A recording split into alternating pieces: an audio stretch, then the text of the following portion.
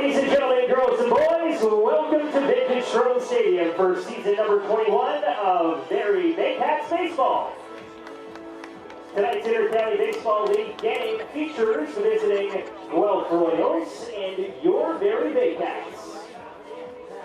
Here are this evening's starting lineups. First for the visiting Royals, managed by Dino Romel. Batting first, the right fielder, number 9, J.D. Williams. Batting second, the designated hitter, number 26, Claudio Custodio. Batting third, the center fielder, number 32, Dalton Pompey. Batting fourth, the third baseman, number 35, Mark Collibor. Batting fifth, the first baseman, number 24, Justin Intersano. Batting sixth, the left fielder, number 28, Ethan Hammond. Batting seventh, the second baseman, number 4, Darius Barlap. Batting eighth, the catcher, number 22, Noah Roberts. And batting ninth, the shortstop, number 12, Brando LaRue. Pitching this evening for the Royals, number 20, Emilius Guerrero. And now, ladies and gentlemen, girls and boys, put your hands together, make some noise. Here's the starting lineup for your Barrie Baycats, managed by Josh Matlow. Batting first, the center fielder, number 15, Jake Wilson. Batting second, the second baseman, number 7, Royce Ando. Batting third, the left fielder, number 95, Noel McGarry Doyle.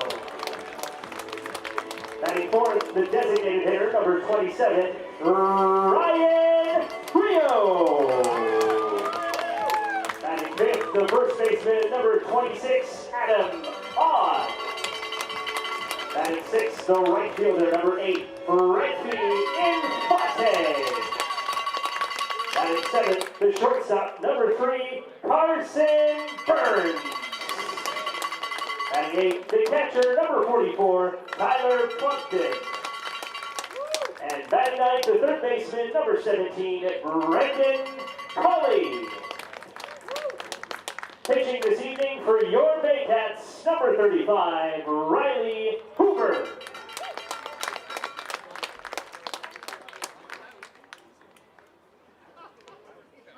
Here are this evening's umpires for this contest. Calling the balls and strikes this evening, Chris Walters. At first base, we have Sean Schaefer, and handling second and third base this evening, Jeff Rose. Fans, can you please rise if you are able to, and kindly remove your hats for the playing of our national anthem.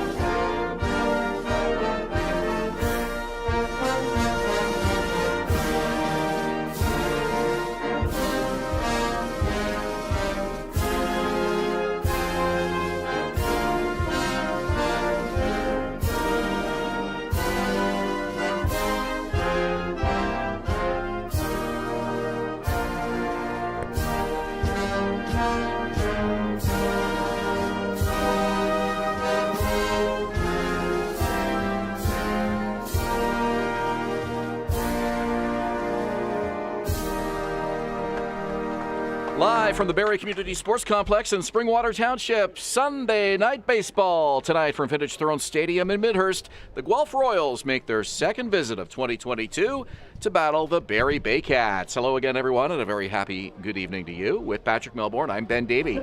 Second of 6 regular season matchups between these clubs, Patrick, and if the first matchup was any indicator of what we can expect from these teams head-to-head the rest of the season, we could be in for another very good ball game here tonight. Should be a good one. I've got a feeling it'll be a good one, and it'll be an opportunity for the Barrie Baycats to face off against a lineup that hasn't been seeing the ball super well as late, but has a lot of talented names in it. Riley Hoover on the mound, and he'll have a chance to continue his good season. Second year as a Baycat, looking really good so far, so we'll see if that continues. These teams met for the fourth game of the season for the Barrie Baycats, and the Cats scored 2 in the bottom of the 8th for a come-from-behind, thrilling 4-3 win.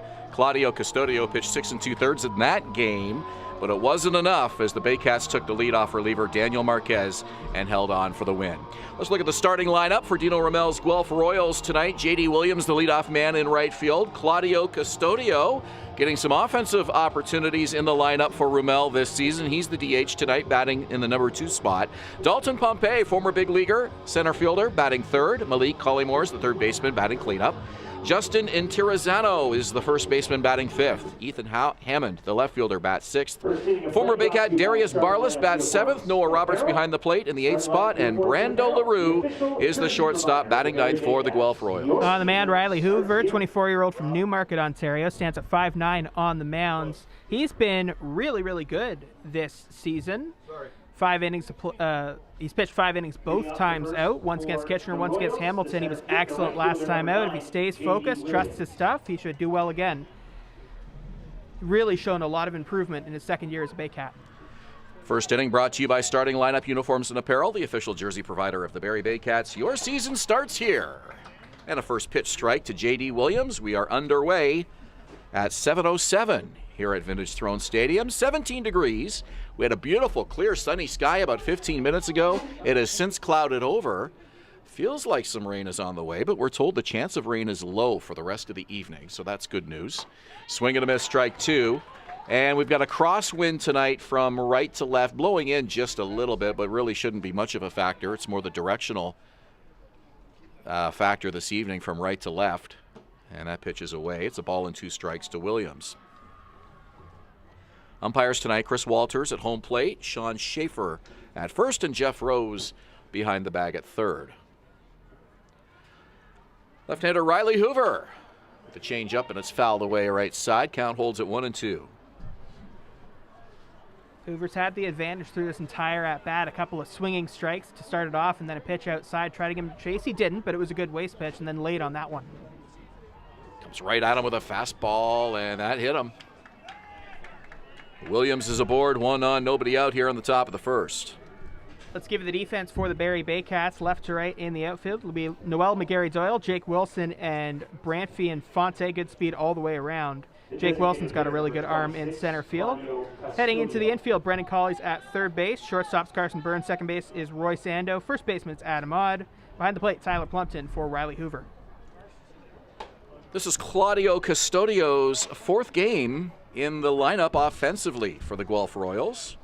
Custodio, of course, a former Baycat and primarily a pitcher, but he's getting some action tonight as the DH. Runner goes. Pitch is a called strike. The throw down by Plumpton. It's high and no tag. In safely is Williams. I mean, what can't Claudio Custodio do? One of the best pitchers in the league, if not the best pitcher so far this season. And he's hitting well with the bat, 4 for 6 this season at the plate. The pitching numbers on Custodio are just beyond unthinkable. We'll give them to you here in just a second. Change up, and Hoover really pulled the string on that one. It was a ball, 2-1. A 1.71 ERA for Claudio Custodio, the former Barrie Baycat. And how about the strikeout to walk ratio? 7 walks, 57 strikeouts. Is that good? 3-0 record. I think it's good. 5 starts for Dino Ramel's Royals, and again, as mentioned, this is his 4th game in the starting lineup offensively. So he is contributing all ways. Hits this one on the ground to Carson Burns, picks it up low, off-balance throw, and it's not in time.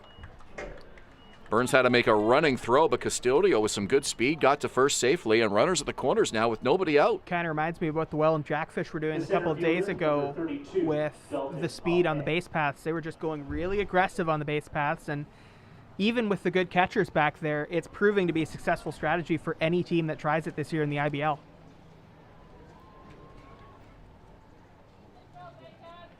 Former Toronto Blue Jay Dalton Pompey making his 2nd stop in Barrie in this 2022 season schedule. That one in the dirt, blocked by Plumpton. He looks the runners back.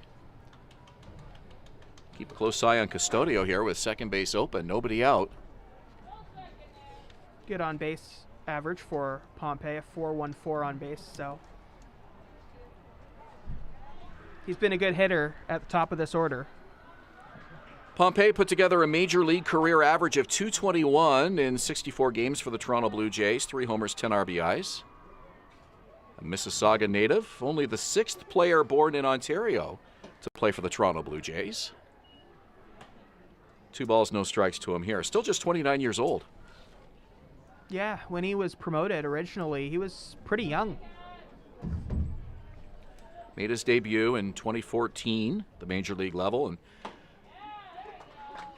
swing and a ball foul tipped into the glove, strike 2. Was on that postseason roster for the Jays in the 2015 ALCS. We all remember that series against the Kansas City Royals, who would go on to win the World Series that season. And then he was part of the 2016 postseason roster when they lost to Cleveland the following year. The reason he was on those rosters was because he can run really, really fast and be a game changer on the base pass, like I just mentioned with some of the other guys. Like even Custodio and Williams have proven they can do similar stuff on the base paths. Pompey started as a starting left fielder for the Jays. And at one point it looked like their left fielder of the future. Now the Guelph Royals hoping he can be their strong outfielder of the present. Yeah, just had a series of injuries, could never seem to stick on the big league roster for too long. He did have those postseason opportunities. Now they got him picked off. Here's the throw down and no play. The throw to home and safe is Williams. So they had Custodio picked off, but he was able to beat it out to second. Williams comes in alertly to score. And it's 1-0 Royals. And there's that aggressive base running that I think we're going to be seeing more and more of across this league now that Welland has proven it's working so well. Riley Hoover had Claudio Custodio picked off, but it didn't matter. No, and Custodio's speed mixed with the communication at third from Williams to come home. It was a smart play by Williams to take advantage of that. Very alert play by both base runners, and Pompey with a defensive swing there to stay alive at 2-2. And honestly, against any catcher in any situation, if you're picked off like that, you might as well just go and hope that the defenders can't make the play, because on the off chance they can't, you've got an extra base. And if you turn around, you know you're beat anyway, Yep. So that's exactly what he did. 2-2, hit on the ground. To Burns, has to hurry. Running throw, and that's not in time. And there's that speed from Pompey. So all three of the top of the order guys for the Guelph Royals have a ton of speed. We've got that in our notes now. I think that bat might have been broken as well. That ball just really slowed right down. 2 balls that weren't really hit all that hard to Burns, and he gloved them cleanly, but even a perfect throw wasn't able to get Pompey, and very similar to the ground ball that Custodio hit. So still nobody out in the inning, and the Royals poised to do some real damage here with runners on the corners, nobody out, cleanup man Malik Collymore at the plate. Hoover misses on the first offering. Collymore hitting .265, has 3 RBIs in 8 games.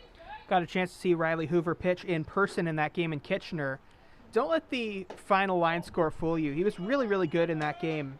Gave up a few more runs because of his final inning of work not going as well as the first few, but he's looked good throughout this season. He can work out of a jam like this. He's got the talent too. So the count 3-0. Claudio Custodio at third, Dalton Pompey at first. Pompey has not stolen a base this season. He has not attempted a steal this season. And there he goes. And a line drive, and it gets over the glove of Carson Burns and into the outfield. Center fielder Jake Wilson picks it up. That's going to score 2 runs.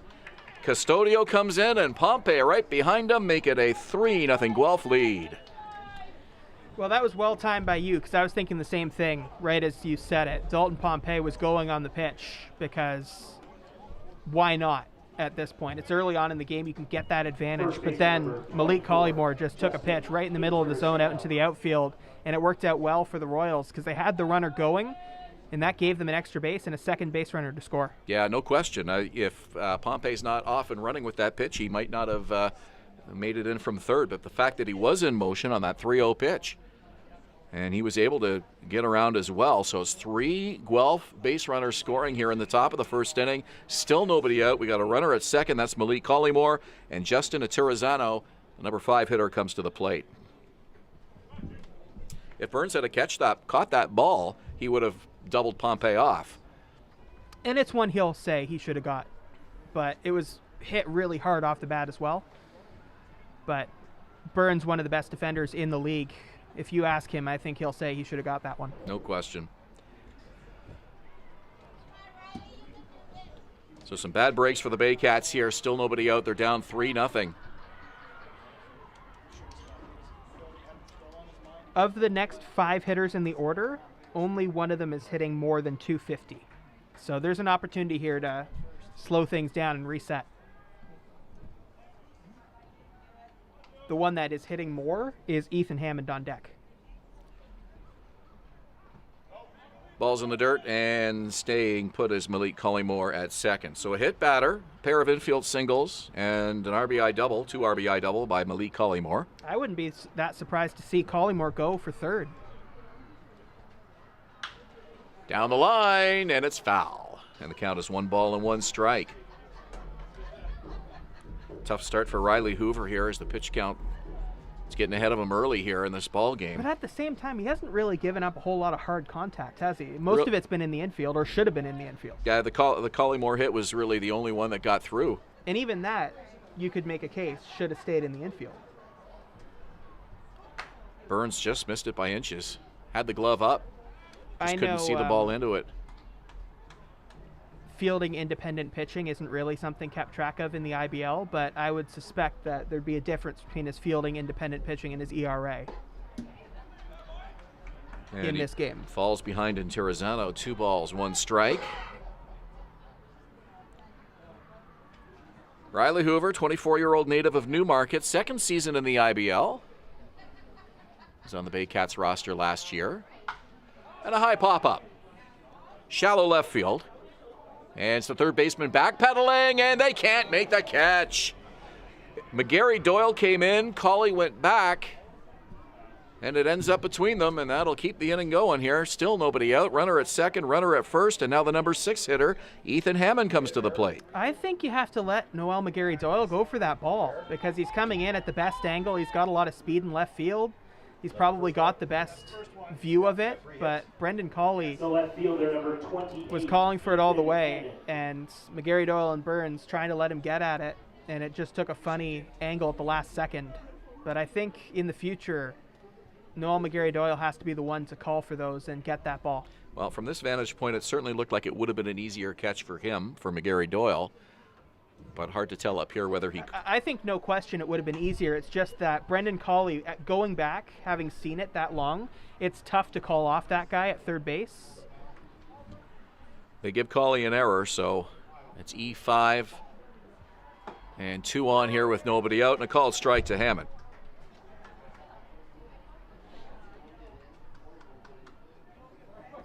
And if you're on the mound with this defense behind you not going the way you had envisioned, you just have to stay focused in.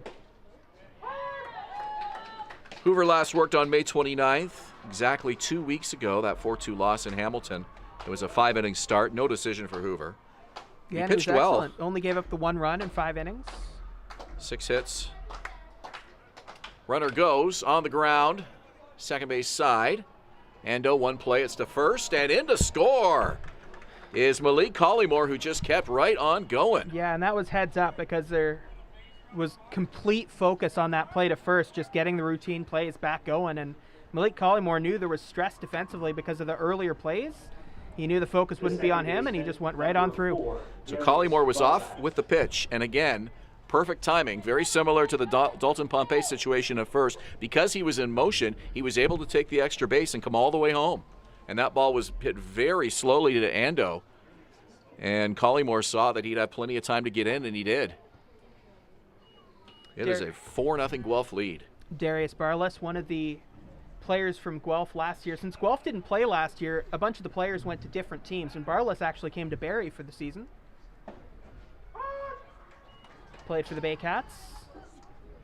Baycats fans saw him in the infield mostly, and he's there again today playing second base. And Terrazano moved up to second on that ground ball, so still a runner in scoring position here. Now 1 out in the inning. Barless 143 in 8 games for the Royals.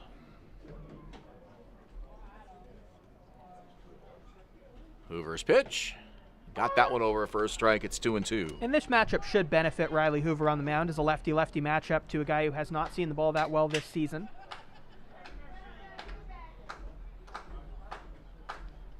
Two balls, 2 strikes, 1 out. The pitch. And that one missed. 3 balls, 2 strikes. And Terrazano showing no signs of going at third. I almost thought he might be going on that pitch, but he has not really shown to be that eager of stealing. Swing and a miss. First strikeout.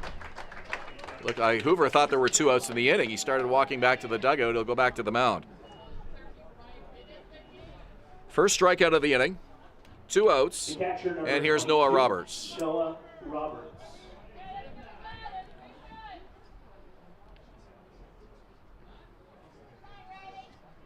And the Baycats cannot give up on this one early, and they won't. First pitch swinging, and it's down the line foul. It's just not the way they think, but they absolutely can't because they're facing a pitcher with as impressive a career resume as he has.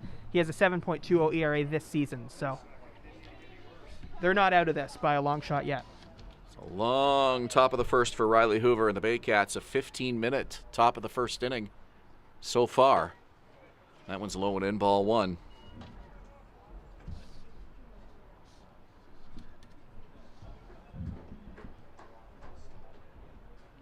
For 4-0 Guelph. Hoover's pitch. Called strike, and it's 1-2. A hit batter, a pair of infield singles, and Malik Collymore driving in 2 with a double. 4-0 Royals. 1-2. Right side foul over near the coach's box, and the count will hold. I know the score is 4-0, but I think Riley Hoover's actually looked pretty good early on. Not giving up a whole lot of hard contact, locating well. It's just that a lot of things either defensively or on infield hits have not gone his way. That's the kind of stuff that you can overcome and pitch around as the game goes on. Off speed misses, and it's 2-2. Noah Roberts, the 8th Royal to hit in this inning. Pitch from Hoover. And it's fouled off again. Brando LaRue on deck. He would be the 9th hitter of this inning.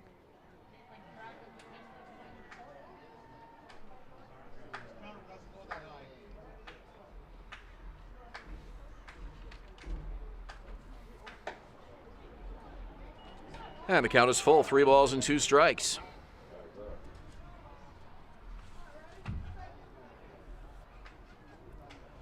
Royals with 3 runs over the Baycats when they met here a couple of weeks ago. They've surpassed that in this first inning alone here this evening. Foul territory, and it's well out of play. And the count holds at 3-2.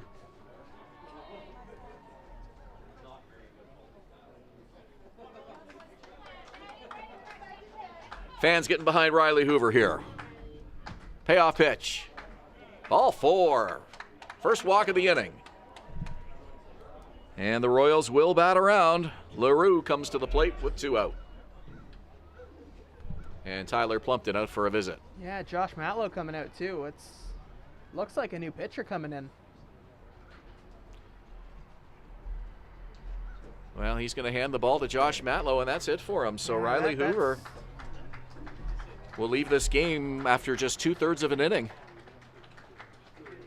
And the Baycats will go to a right-hander here. Looks like Adam Kahn. Trailing 4-0 with 2 outs in the top of the first. We'll take a break and be back. You're watching Baycats TV and in Barrie on Rogers TV.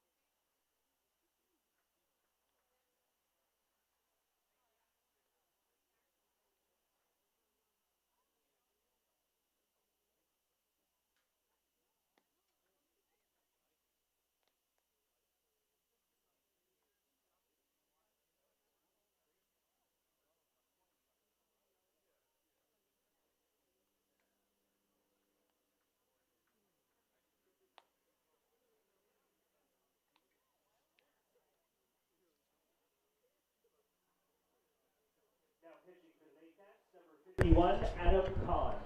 Back live at Vintage Throne Stadium with the Royals on top of the Baycats 4-0, and Josh Mallow forced to go to the bullpen early here as Adam Kahn, the right-hander, will come on in relief of Riley Hoover.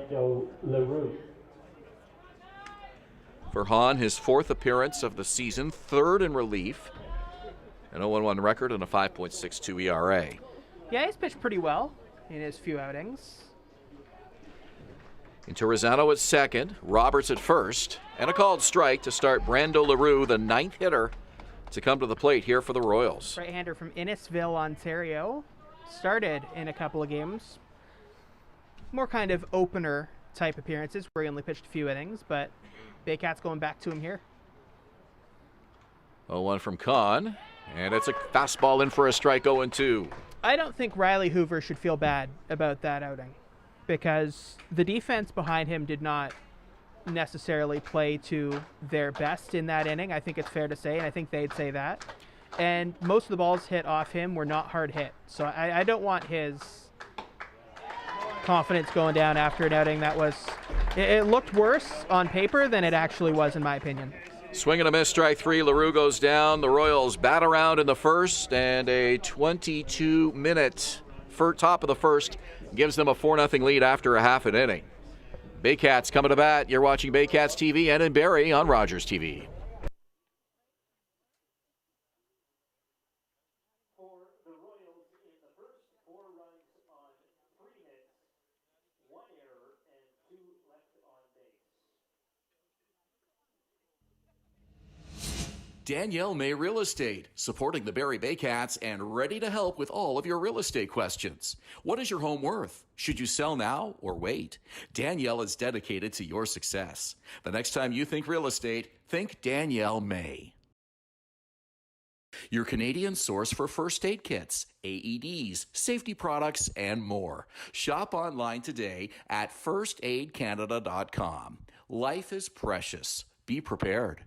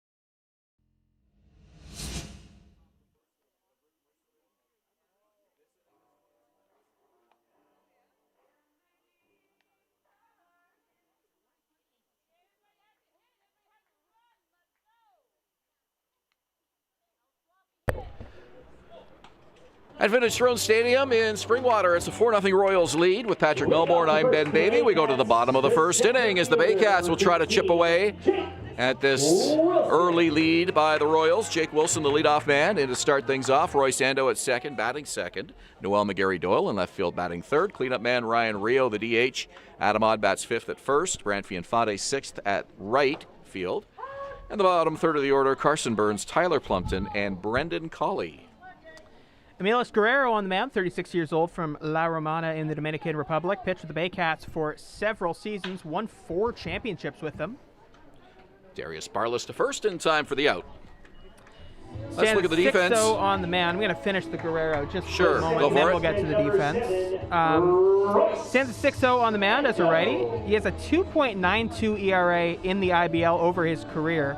And, of course, that also includes those 4 IBL titles. But this season, it's a 7.20 ERA, so he has not been as strong this year. The Baycats are going to want to see if they can capitalize on that and see what they can do against the righty. Guerrero with a first pitch strike to Roy Sando. That one misses, and the count is even 1-1.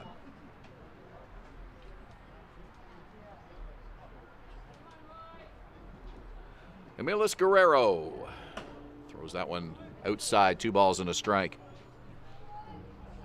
We're calling that top of the first inning the Rick Mercer inning. This inning has 22 minutes. That's exactly how long that inning was. Felt like it was longer. And a quick hook for Riley Hoover. And a 4-0 Guelph lead here. 2 balls, 2 strikes. And that was low. Count is full, 3-2. And we were just saying as we were going to break, I do understand going to the bullpen there and going for a new arm, trying to change up the fortunes. It was 4-0 at that point in the first inning. But I do want to give a little more credit to Riley Hoover than I think was immediately obvious. To short, LaRue running throw on a bounce and unable to glove it is Intirizano, and beating it out for an infield hit is Roy Sando. Let's give the defense now for the Royals. Behind pitcher Emilis Guerrero. Seems like we're seeing a lot of infield hits today so far. Let's take a look at the defense for the Royals, as Ben just mentioned. Ethan Hammond's in left. Center fielder is Dalton Pompey. Right fielder is J.D. Williams. Heading to the infield, Malik Collymore is the third baseman. Shortstop, Brando LaRue. Second baseman's Darius Barless, former Baycat. And on first is Justin Intirizano. Behind the plate, Noah Roberts for Emilis Guerrero. First pitch swinging, McGarry Doyle hits that to left field for a base hit as it drops in front of Ethan Hammond. 2 on and 1 out for the Baycats here in the bottom of the first. And that's what Emilis Guerrero has been giving up a lot of this year. He's been striking out a fair amount of hitters. I mean, the strikeout to walk ratio is pretty good. 14 strikeouts, only 2 walks, but he's given up 29 hits in 20 innings pitched. Add a couple of more to that today. So up to 31 hits in only 20 innings. So he has not been effective at getting the ball past hitters. He can strike them out a little bit, but he has not been retiring as many as he wants to. Gave up 8 in his last start against the Kitchener Panthers. 36-year-old right-hander from La Romana, Dominican Republic.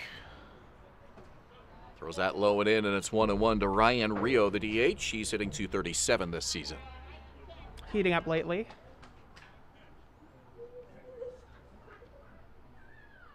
Rio, one of the Baycats' top clutch hitters, loves the late innings. Hits this one to second. They go to short for 1. Over to first, and it's in time for the double play. And just like that, the Baycats are out in the bottom of the first. We go to the top of inning number 2, a 4-0 Royals lead. You're watching Baycats TV and in Barrie on Rogers TV.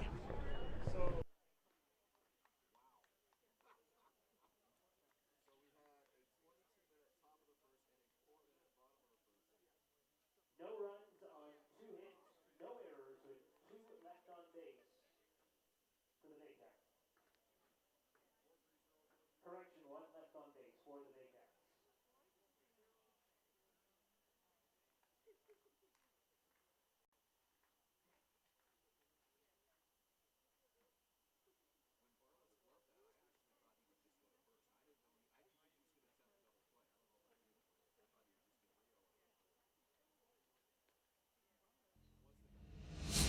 Danielle May Real Estate, supporting the Barrie Baycats and ready to help with all of your real estate questions. What is your home worth? Should you sell now or wait?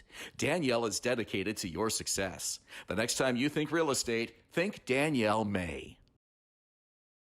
Your Canadian source for first aid kits, AEDs, safety products, and more. Shop online today at firstaidcanada.com. Life is precious. Be prepared.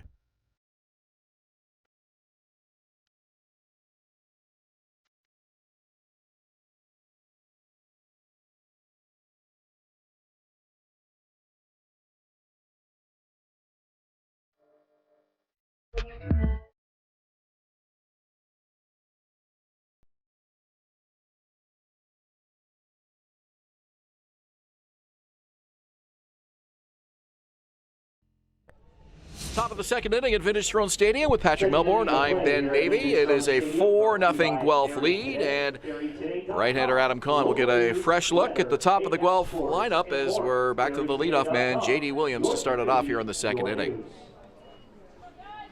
Leading off the second inning for the Royals, the right fielder, number 9, J.D. Williams. Riley Hoover hit Williams with a pitch to start that 4-run first inning. And it was kind of an odd sequence because until that pitch, Hoover was in complete control of that at-bat. 2 big swinging strikes, then late swing on a foul ball. Yeah, and you mentioned it a couple of times. It's not like Hoover was all over the strike zone there. He looked like he was pitching pretty confidently, but just had some bad breaks, a couple of infield hits. It'll sound like a strange kind of take for me to say that Riley Hoover actually pitched pretty well in that first inning, but he actually pitched pretty well in that first inning. It's just that sometimes the defense doesn't go the way you want it to. There can be, whether it be miscues or just infield hits or things not going your way. It's not like he was getting bad results, in my opinion, not generating hard contacts. Shallow right field. And Fonte, taking a few steps over to his left, makes the catch.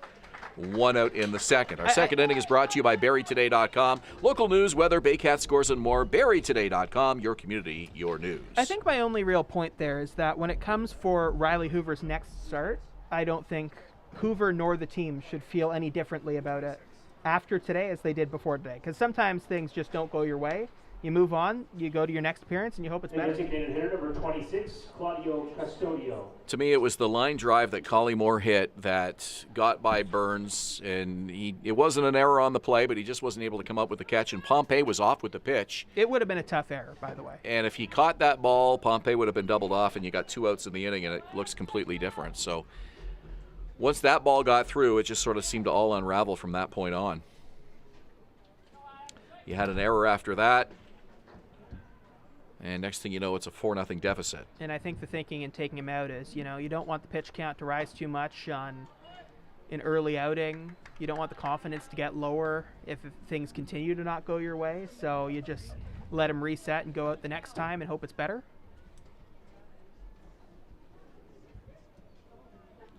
It's an interesting conversation to be had on whether different managing philosophies would let him stay in a little longer, but I can see both sides of that one, I think. Burns with a throw across in time, and there's 2 out here in the second. And it brings Dalton Pompey to the plate for the second time tonight. Well, the bottom of the first couldn't have gone any better for Emilis Guerrero. He gives up a pair of hits, but a 4-6-3 double play off the bat of Ryan Rio. And that was a very quick bottom of the first for the Baycats after the Royals batted around in the top of the inning. Pompey with a single and a run scored. Pompey and the 2 hitters before him now got to see a righty for the first time after seeing a lefty the first time through. Swing and a miss. Kahn blows it by him, strike 1.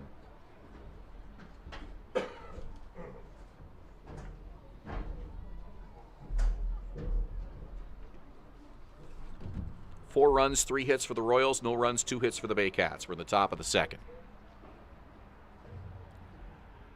Kahn to Pompey, and it's in the dirt. 1-1.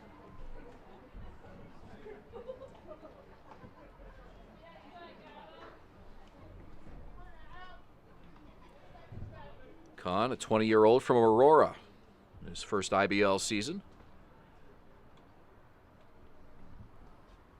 1-1 offering, right side, foul. Just gets past the first base coach and down toward the Barrie bullpen.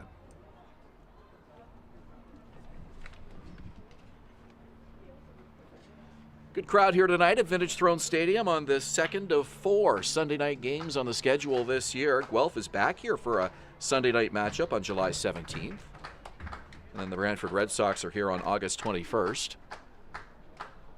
Does kind of seem like the clouds are going away. Doesn't really feel like rain anymore. Perfectly placed ball off the bat of Dalton well Pompey. done by Dalton Pompey. Goes the opposite way and hits it to left field. Finding that opening in the infield between the third baseman and the shortstop, just perfectly placed off the bat.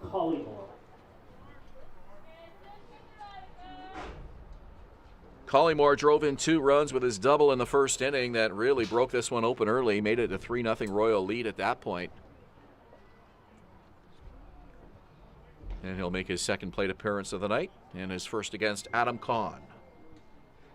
Kahn stands 6'4", 190 pounds. And he's got Dalton Pompey to...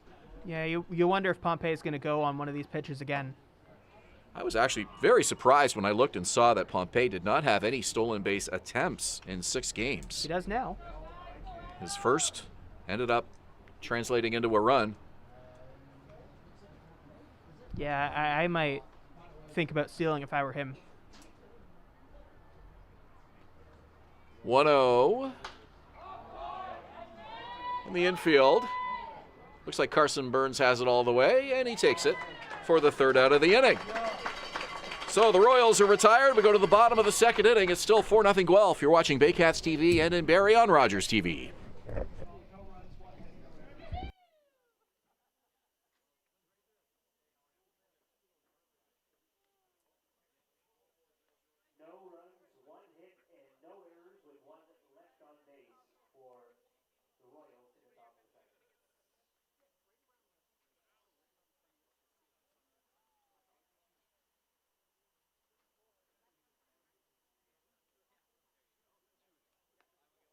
Rock 95 and the Barrie Baycats are giving one lucky kid the chance to be the honorary Rock 95 Junior Baycat for each home game this season.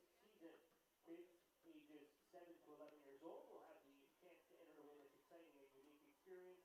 All they have to do to win is sign up online at rock95.com and listen to their favorite radio station when the Rock 95 morning crew draws a winner for every home game this season. For the prize, that'll consist of 2 adult tickets to the game, a t-shirt and a team hat, complimentary burger or hot dog, fries and pop, and the opportunity to announce the Baycats' 3rd inning right here at Vintage Strom Stadium. So you can sign up for this unique experience at rock95.com.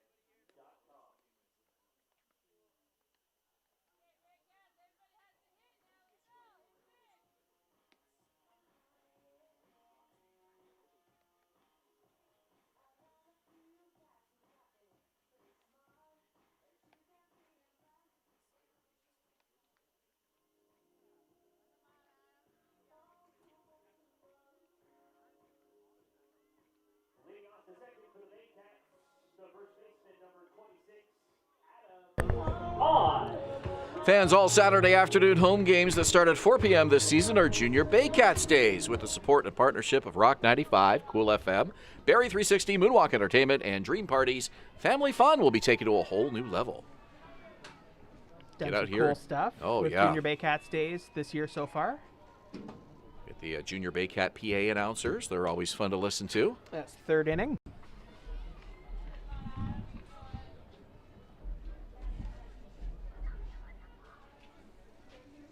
Swing and a miss. 1-1 to Adam Odd. Odd hitting .208 for the Baycats this season. First base tonight.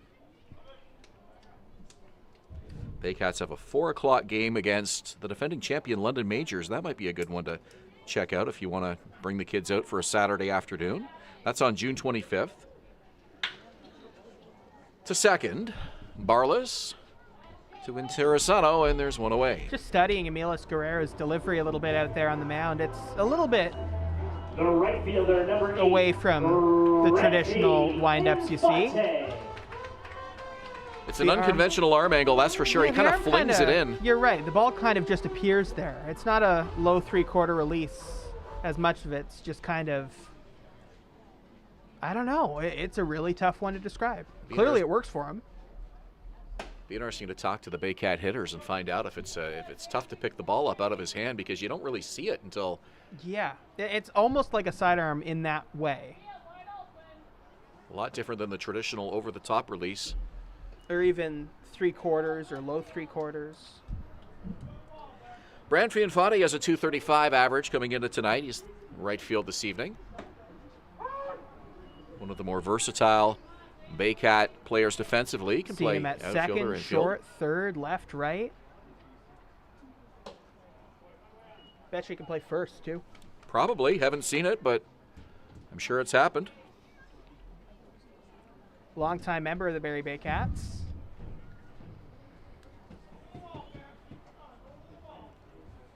Facing former Baycat Emilis Guerrero, 36-year-old right-hander with a 3-1 pitch. Swing and a miss, and the count is full. Former teammate on the mound.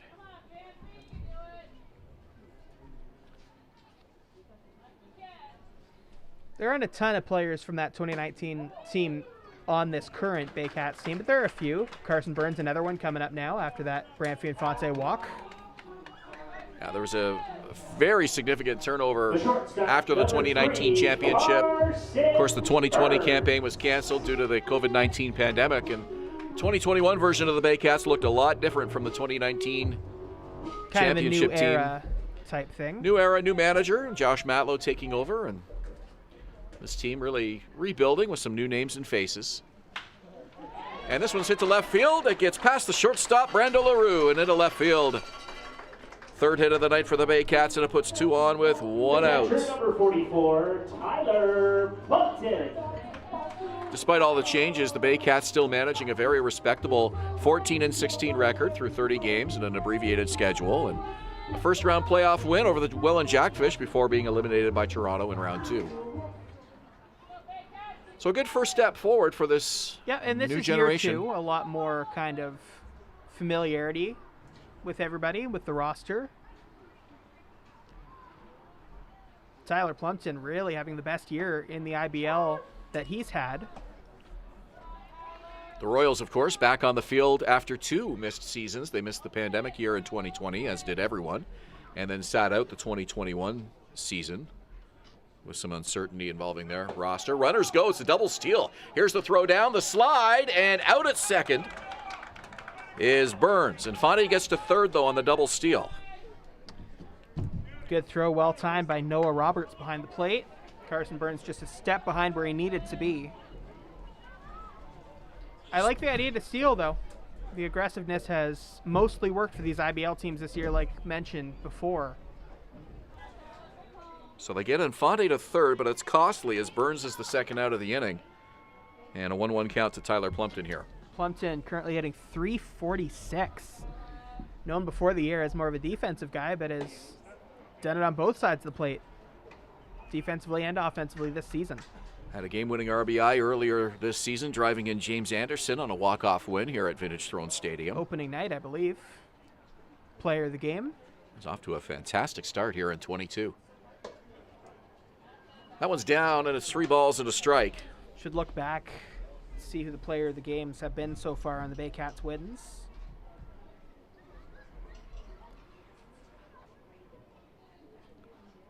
Guerrero to Plumpton. Over the mound. Shortstop has it. That's LaRue. Over to first for the third out of the inning. Baycats unable to score as they strand Infante at third. We go to the third with the Royals on top by a score of 4-0. You're watching Baycats TV and in Barrie on Rogers TV.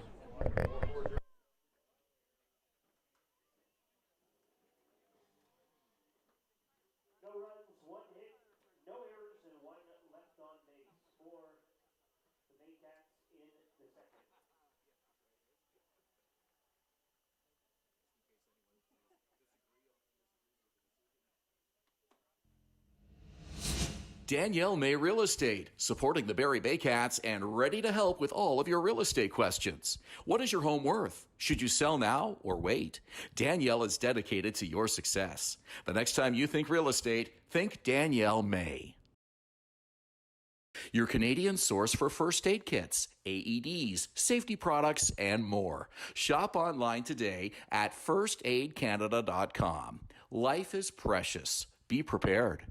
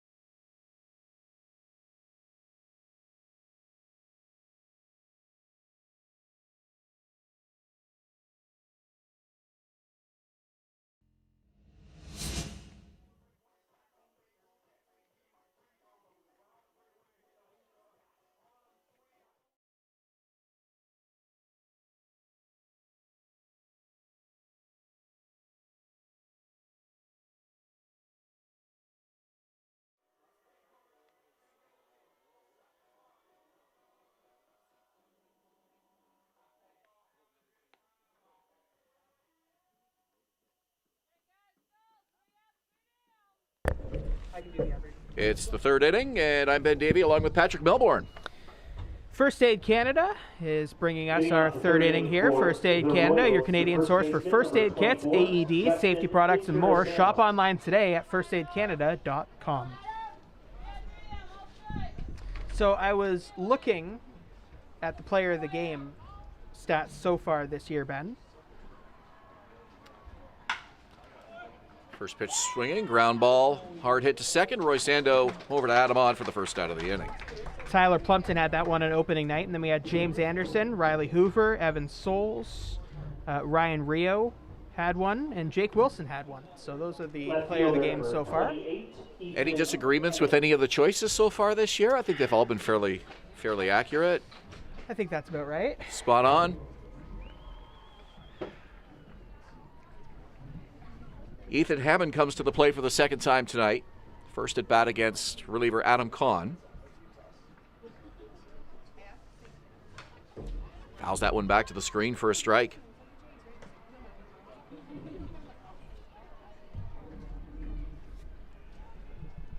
Darius Barlis on deck and Noah Roberts to follow. Check the cable in the back. There you go. Yeah, you can't press it up against the... Pitch from Kahn, fastball hit over the head of Roy Sando. Made a great effort, got up off his feet, and just could not come down with it. Phenomenal effort. Ethan Hammond came into today hitting .440 with a .464 on base average, so he continues his good season. One of the best hitters in this Royals lineup thus far this season. Number 4, Darius Barlis. This is Darius Barlis, the second baseman. Struck out swinging the second out of the first. 143 average coming into tonight. Kahn checks the runner. Hammond the lead. First pitch. In the dirt, it gets through the legs of Plumpton. Down to second goes Hammond. I think if you're Kahn out there on the mound, you just have to keep going inside the strike zone to Barlis because he has not seen the ball well this season. See if you can get that weak contact off a pitch inside the strike zone. So pass ball gets Hammond to second, and now he's in scoring position with one out in the inning. Pitch to Barlis. Swing and a miss. Royals and Baycats come into the game tied for fourth in the IBL standings. Royals are 5-4, Baycats 6-5. Both teams 2.5 back of the Welland Jackfish, who are on the top of the standings right now with an 8-2 start. So a little bit of standings positioning at stake in this game here tonight as one team will pull ahead of the other. London Majors, the defending champs, not far behind at 7-3. And Toronto also off to an excellent start, 7-5, to hold down the number 3 spot coming into today. Bottom of the standings, the Brantford Red Sox still looking for their first win. An 0-9 start to the season for the Sox. Not what they had envisioned. Right side, handled by Odd. Slow trot to the bag is in time, and up to third goes Hammond. 2 out in the inning. Nice play and a bit of a tough bounce there. Talk about the way Brantford's season has started. It didn't go any better today. They lost 14-0 to the Toronto Maple Leafs. On our out-of-town scoreboard. Zach Sloan started that game for the Leafs, went 5 innings. And then Green, Jacober, and Mara in relief. Guelph starter gave up 8 runs in only 2 innings. So, or excuse me, the Brantford starter gave up 8 runs in only 2 innings.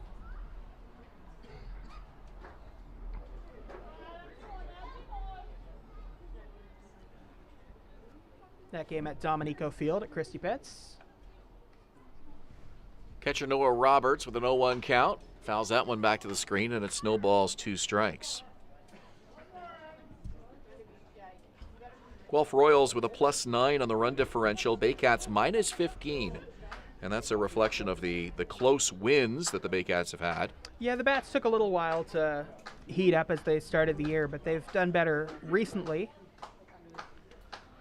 The losses have been by bigger margins than the wins so far for the Baycats collectively. But still a 6-5 record, so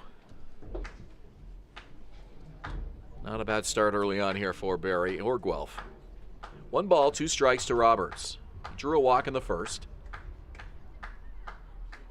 Kahn with a 1-2. Just missed in the count. Even 2 balls, 2 strikes. I do wonder how the expectations for Guelph have matched with the way the season's gone so far. They played well, but the expectations were just so high for this team coming into the year. Like, I saw one power ranking list where they were at the top coming in. 2-2 misses and the count is full. The team coming into the season that was maybe underestimated a little bit was the Welland Jackfish. We've seen how that's gone for them really well so far this year. Yeah, Welland's roster looked really good, but I don't know if anyone predicted an 8-2 start.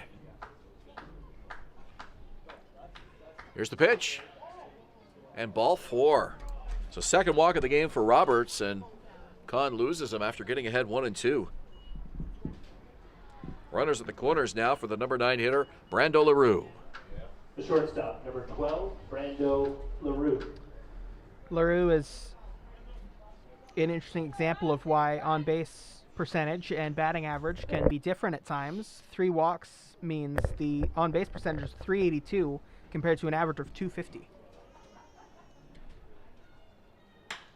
First pitch swinging, and it's hit to center field. Jake Wilson, a couple of steps to his right, takes it for the 3rd out of the inning. The Royals strand a pair in the 3rd. We go to the bottom of the 3rd. Still 4-0 Guelph. You're watching Baycats TV and in Barrie on Rogers TV.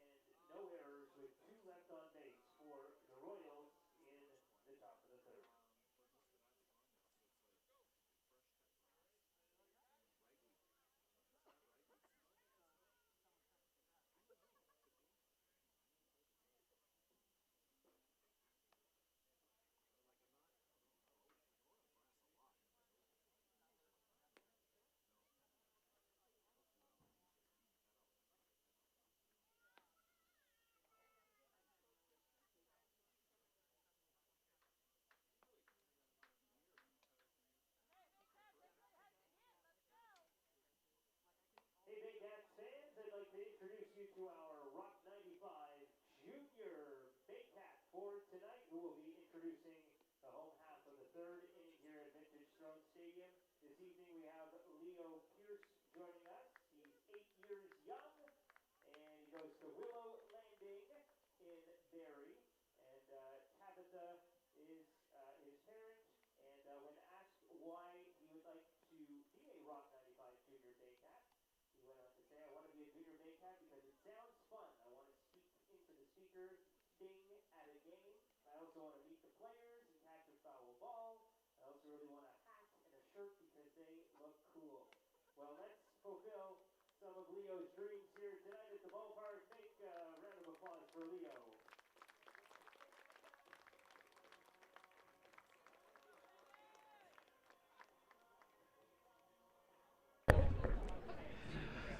Ben Davey with Patrick Melbourne here at Vintage Throne Stadium. We're going to enjoy 8-year-old Leo on the mic. And Leo will take over for Rob Daniels at the public address and mic here in the 3rd inning. Brendan Colley to lead it off, number 9 hitter for the Baycats. The only player on either team to not get a plate appearance until now, and he will take a first pitch fastball for a strike. Colley with a 125 average through 9 games. Playing a little bit more since Marcel Lacasse went back to the Frontier League. And the count is even, 1 ball and 1 strike. I've been impressed with what I've seen from Brendan Colley. Both sides of the plate, he's looked good at the plate, had a good approach, been patient, but also played good defense at third base. Swing and a miss, and it's 1-2. That pitch is not overpowering, but it can fool you if it's not what you're looking for. 4 runs, 5 hits for the Royals. No runs, 3 hits for the Baycats. And the pitch on the way from Miles Guerrero, and it's fouled back to the screen, 1-2.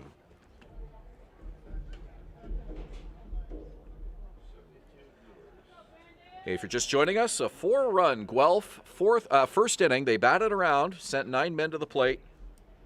Starter Riley Hoover worked just 2/3 of an inning before Adam Kahn came on to get the final out of the first. A 22-minute top of the first inning, the story of the game so far. We got a long way to go here. I mean, look at the difference so far because of that. It will be the 3rd plate appearance for some of these Royals in the next half inning. We're still the first time through the order for the Baycats, so very different stories for both teams so far. Colley hits this one to left center field, and that one is going to go all the way back to the wall, hits the base of the fence. Colley with a helmet off goes flying into second with a stand-up double. Waited for the pitch that he was looking for. Really good at that again from Brendan Colley. Looks at home in the middle of this Baycats batting order. Tonight in the 9th spot at the bottom of it. I'm really impressed with the way he approaches plate appearances.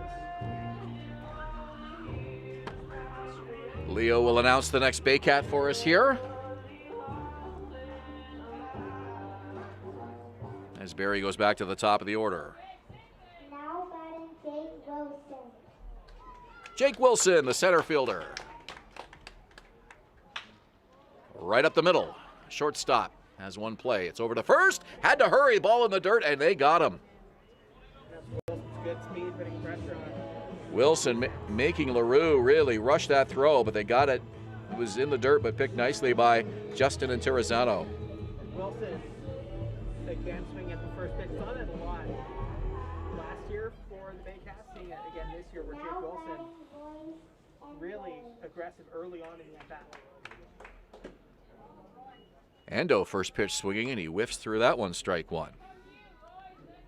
Something Josh Matlow mentioned after the last Guelph game with Claudio Custodio just breezing through the Baycat order. He observed that the Baycats were swinging too early in counts and apparently communicated that to the team to try to get some deeper counts and get his pitch count up a little bit and get into that Guelph bullpen, and it ended up paying off. That's something that Brendan Colley, I think, does really well. Gets deeper into at-bats and finds his pitch later on. Sometimes it doesn't always work out, but that'll happen with any player. And he's getting better and better as the season goes on. The deeper you can get that count, the more looks you get as well. Right into the mic, Pat. Fouled off right side. Count is 0-2 to Royce Ando. Ando got the Baycats' first hit of the evening in the bottom of the first inning off Emilis Guerrero. Guerrero with the 0-2. Outside in the count 1-2. Good take there. That was a pitch that was nowhere close. Brendan Colley at third base, 1 out in the inning. He doubled to lead off this third. Count is even 2-2. Go over to first base. That's a good viewpoint to see whether he went.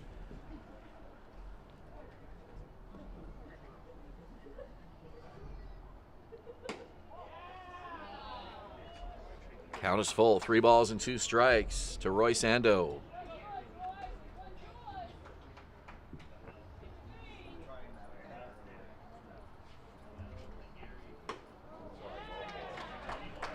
And Guerrero loses him.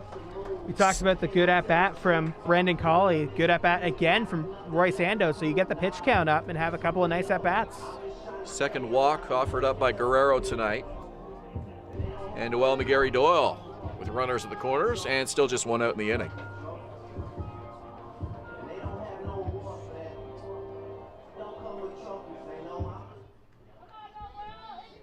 Noel McGarry Doyle with a scintillating .381 average coming into tonight. You can add a single to that. 1 for 1 early in this game here tonight. First pitch taking all the way, and it's a called strike. Believe that leads the team if you take away Brandon Hillier's 1 appearance at the plate or 2 games at the plate. I think it's 2 for Hillier. And Ando draws a throw. And I'm not discounting what Brandon Hillier has done, but he's a pitcher primarily. So if you take his name off of the top there, it is McGarry Doyle at the top of the batting average list for the Baycats. Pitch is low. The count is 1-1. Some good speed on the bases here with Colley at third and Ando at first.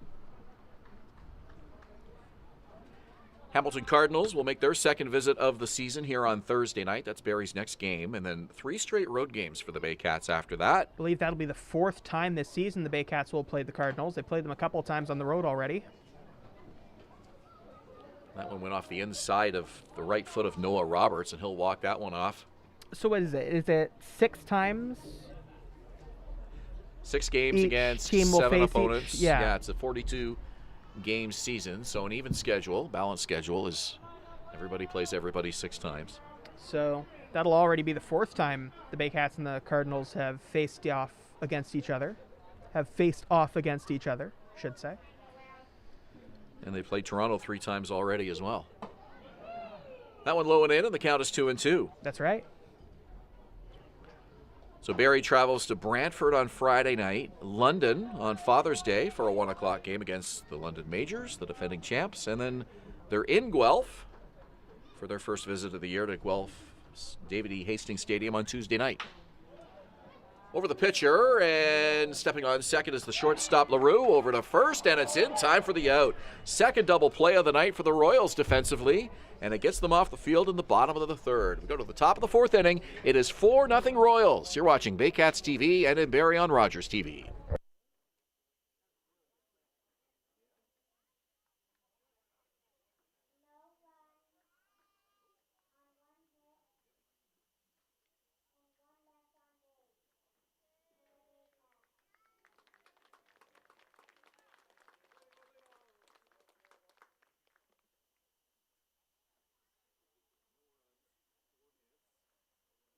One more time, give it up for our Rock 95 Junior Baycat tonight, Leo Pierce.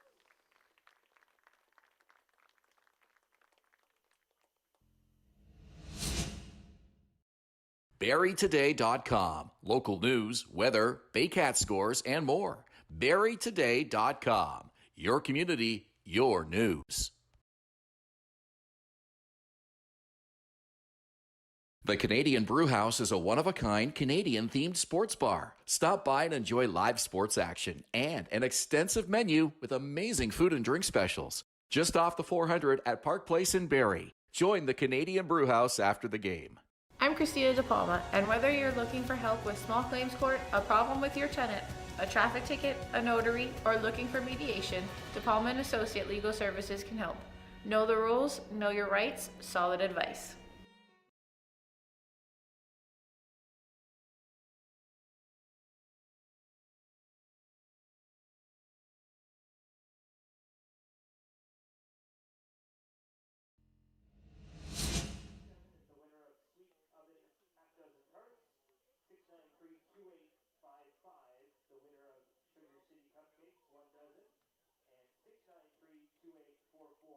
The winner of olive oil, a $25 gift card for that. So claim your prizes at the front gate here at Vintage Throne Stadium, and congratulations.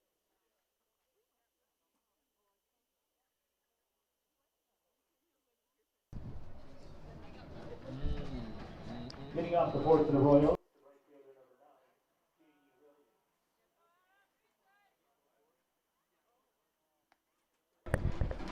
Top of the 4th inning is brought to you by Centerfield Foods. Centerfield Foods feeding fans and families at the Barrie Community Sports Complex since 2005. Here's Ben Davey. Thank you, Patrick. J.D. Williams, Claudio Custodio, and Dalton Pompey. Top third of the order for Dino Ramel's Royals here in the top of the 4th inning. And it's a 1-1 count to Williams. Adam Kahn on in relief of Riley Hoover, who worked just 2/3 of an inning tonight. Royals with 4 runs in the top of the 1st inning. And that is where we sit in the 4th. A high pop foul over our heads. Not that close to us, actually, Bounces by the over time near it got down. Kind of looked like it would be for a minute. Just a few feet away from the tent. It's a 1-2 count to Williams.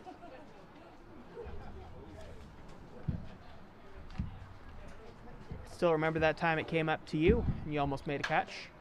Right field, Brant Fianfonte with a couple of steps back, has a read on it, takes it for the first out of the inning. Have you ever caught a ball at a game you were not calling?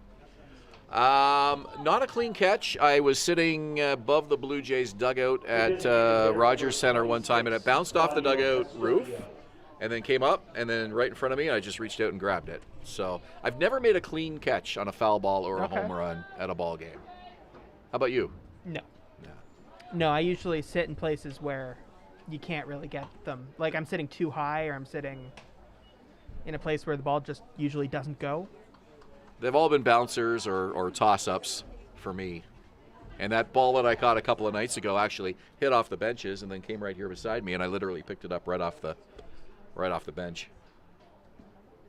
Still exciting, though, when a ball Very comes exciting. your way. Yeah. Should have autographed it. Well, I gave it to, Well, I can't remember if I told this story on the air or not, but I gave the ball to a young White Sox fan. Yeah, you mentioned that. And they're my favorite big league team. And I could not believe I saw a White Sox fan here at Vintage Throne Stadium.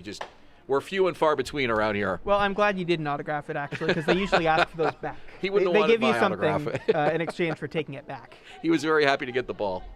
We'll leave it at that. I believe if you come to the ballpark and you get a foul ball, you can exchange it for $2 at the front. So good job that you didn't autograph it. I took my kids to a game in Kitchener, and they had a similar, I don't know if it was, I think it was a toonie on the foul balls. Okay. So they were running around grabbing balls in Kitchener all night long and getting snacks at the concession stand Fair with enough. the money from the balls that they were collecting. Fair enough. I'd be standing there watching the game, and my daughter would come up with a cup of coffee and go, "Here you go, Dad." I mean, it was just snacks and drinks all night, and they were going hard on those foul balls all night long.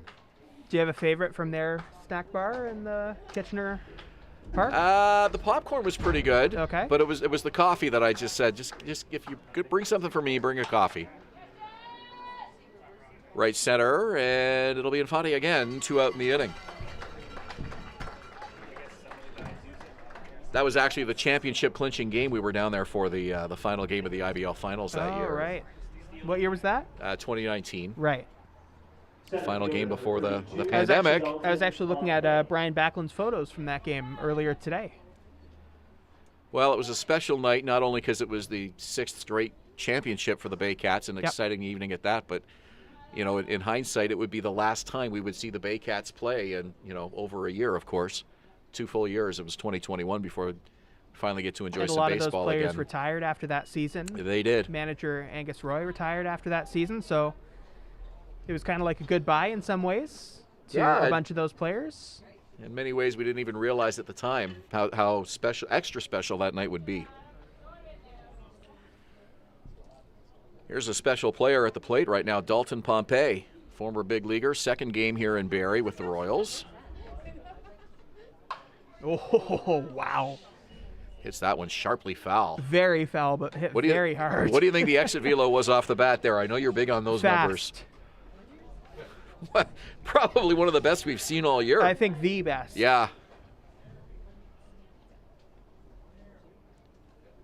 And Adam Kahn just happy that went foul. Because if that stayed fair, it would have been way out of here. Hits this one foul. Left side. I know the Royals are only here one more time this season, but if you do come and watch Guelph play, get here early and watch Dalton Pompey take batting practice. It's a treat.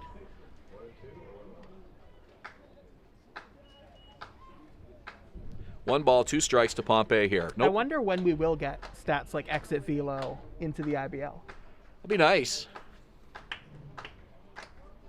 You figure at some point it'll happen. Well, you need to have the cameras and the technology at the park to do it. And probably a camera better than my phone camera, right?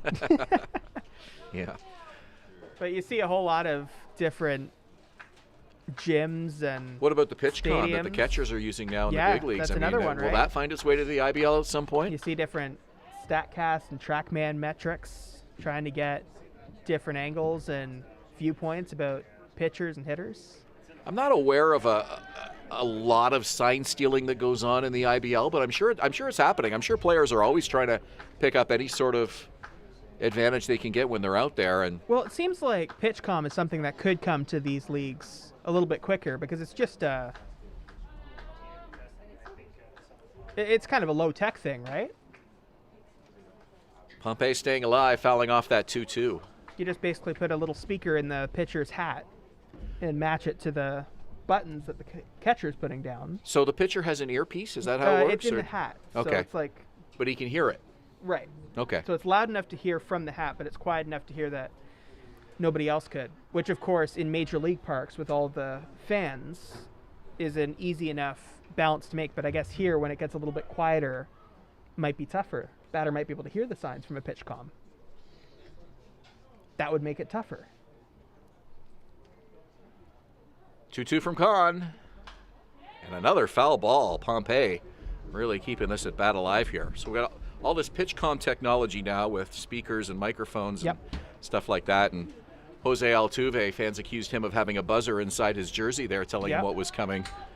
Well, that was Hasn't from heard the end of that. That was from the year that the Astros apparently did a whole bunch of sign stealing stuff, right? So 2 balls, 2 strikes. Kahn to Pompey. Ball 3, and the count is full.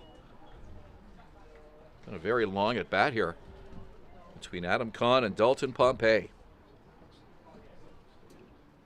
But you know it was happening across the whole Major League Baseball world at that point, the sign stealing. It was more than just one team. So it's interesting the ways they're changing it to make sure it goes away from every team. And now time is called, and Kahn had started his leg kick. Pompey asked for time, and he got it. Do you think if you were a catcher behind the plate, used to putting down signs, would you miss it, or would you kind of wish you were still doing it if you were using something like PitchCom? Well, it's one less thing to worry about, I guess. But it's kind of an art, though, isn't it? Yeah, it must be awful hard for the catchers to make that adjustment. Some catchers are more happy about it than others, I'd imagine. What an at-bat for Dalton Pompey. He draws a walk after fouling off 4 or 5 in that at-bat and working the count full. And he keeps the inning alive for Malik Collymore. 35, Mark Collymore. I've seen that's the benefit to working deep into counts, by the way. That's what Josh Matlow was talking about. You were mentioning it earlier.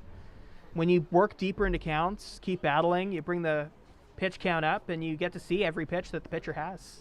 With the pitch comm, it's going to be really interesting to see how it is used in postseason games where the stadium noise is just so loud. Yeah, well, they're already struggling to hear it sometimes. I have seen a couple of games where the catcher has gone out and they've gone back to the manual signals because of that. Well, I've also seen it break. So, you know, batteries it's a go work dead. in progress. Like any technology. Yeah. It's a work in progress. Start picking up CB radios and truckers out on the freeway and make sure they're tuned into the right channel. Malik Collymore, for the 3rd time tonight, brought in 2 runs with his RBI double in the first.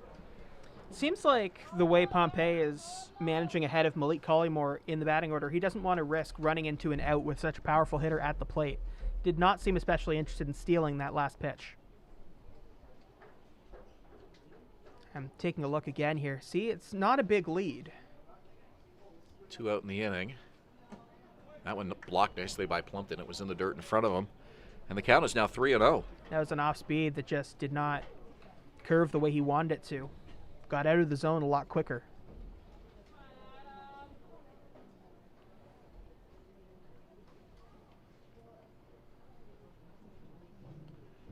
Three balls, no strikes. Malik Collymore taking all the way, and it's 3-1.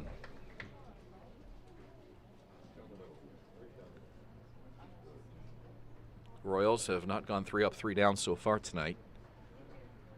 He'll be swinging at this one because it basically has to be in the zone. So you have to place it exactly where you want it. He's setting up, down, and in. Runner goes. And he's swinging. It's a fly ball to left field. Noel McGarry-Doyle comes over near the line, and he makes the catch. And that'll do it for the Royals. They strand the walk to Pompey. And we go to the bottom of the 4th inning. It's still 4-0 Guelph. You're watching Baycats TV and in Barrie on Rogers TV.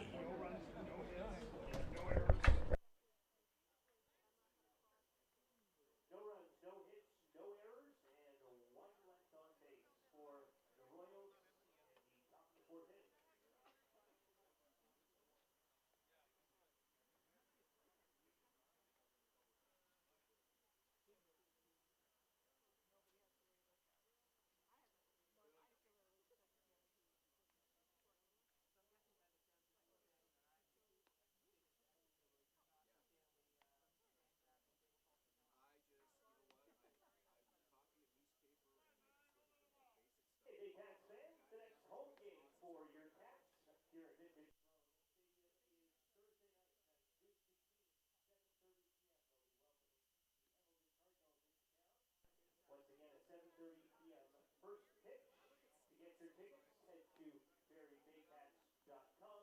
You can also follow the Baycats on social media at IBL Baycats on Twitter and at Barrie Baycats on Instagram. Get social with your Baycats.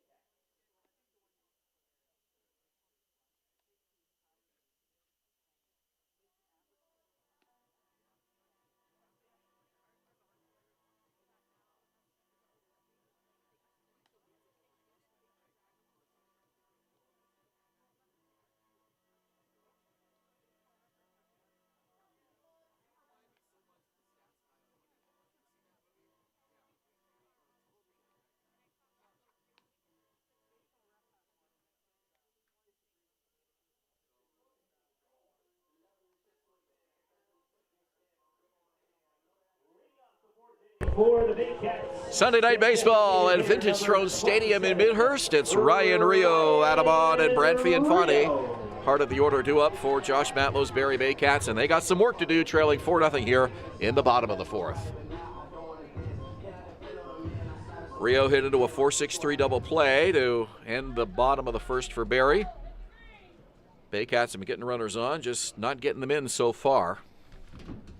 3 stranded runners for Barrie over 3 innings so far tonight.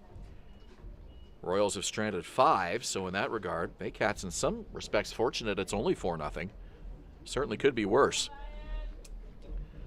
Adam Kahn has done a nice job in relief of starter Riley Hoover, who worked just 2/3 of an inning. 1-1 the count here to Ryan Rio. Kind of feeling a big at bat here. Guerrero does not have overpowering stuff, and Rio can pick up on slower stuff coming in. Got way underneath that one, and he skies it to center field. Dalton Pompey, no trouble with it, and there's one away. Just pitched a little bit too far low in the zone compared to where Rio wanted First it. baseman, number 26, Adam Odd. Adam Odd in his first season with the Barrie Baycats, 208 average coming into tonight. He's 0 for 1 this evening. Hit a ground ball to second to lead off the second for the Baycats.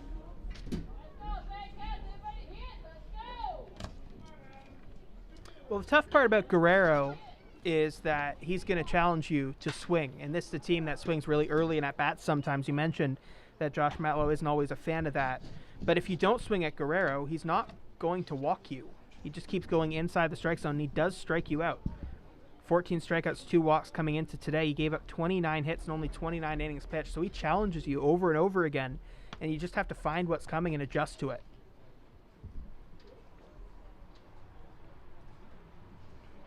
Because normally with a pitcher with a 7.20 ERA, you'd go, okay, he's probably not throwing a ton inside the plate, and his misses are probably bad in the strike zone. Well, the latter is true here. His misses probably haven't been that great this season, but he's not throwing outside the strike zone like a lot of pitchers who give up a lot of runs are. So you can kind of see where that ERA could go down throughout the season. He's ahead of Adam Odd here. No balls, 2 strikes. Odd, an IBL veteran. Hits this one, and it's through between second and short into center field.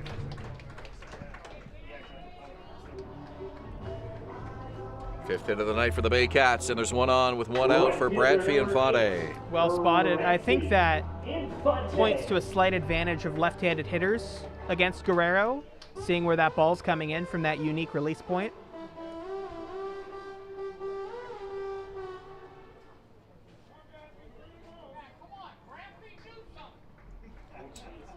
Brantfee went 1 for 4 against Toronto here on Thursday last week. First pitch swinging, and he fouls it off. Brings a .235 average into this game. Another one of those at-bats where he was really patient his first time around, walked and made it to third base. Only Baycat so far today to make it to third base. And I believe, other than Brad Grieveson, Infante would be the longest-serving member of the Baycats, dating back to 2014.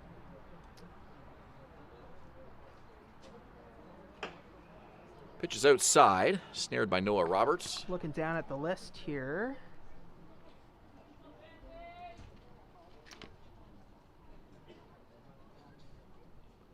Well, if Jeff Cowan comes back at some point this season, Cowan would become the longest tenured Baycat, but Do you think there's a chance we might see him? I don't know.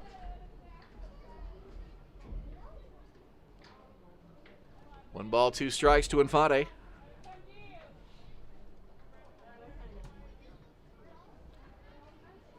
Runner leads, that's odd at first. But you're right, I believe it is Brantford Infante other than that. Got past the pitcher. It's picked up by the second baseman, Darius Barless, who tags Adam Odd, and that's all he was able to get. Odd ran right into the glove and then gives him a little pat on the way by just to make sure he knew there was no hard feelings there.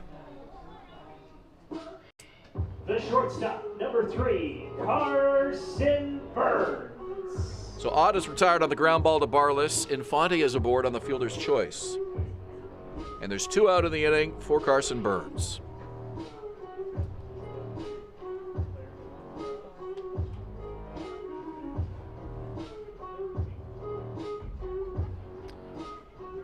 Josh Matlow coming out to the mound. They were looking at that ball a little bit earlier, and I think Matlow just wants to see what's going on. Kind of looking at the ball a little bit before they gave it back to Guerrero. And now Matlow talking to Jeff Rose, the umpire currently at second.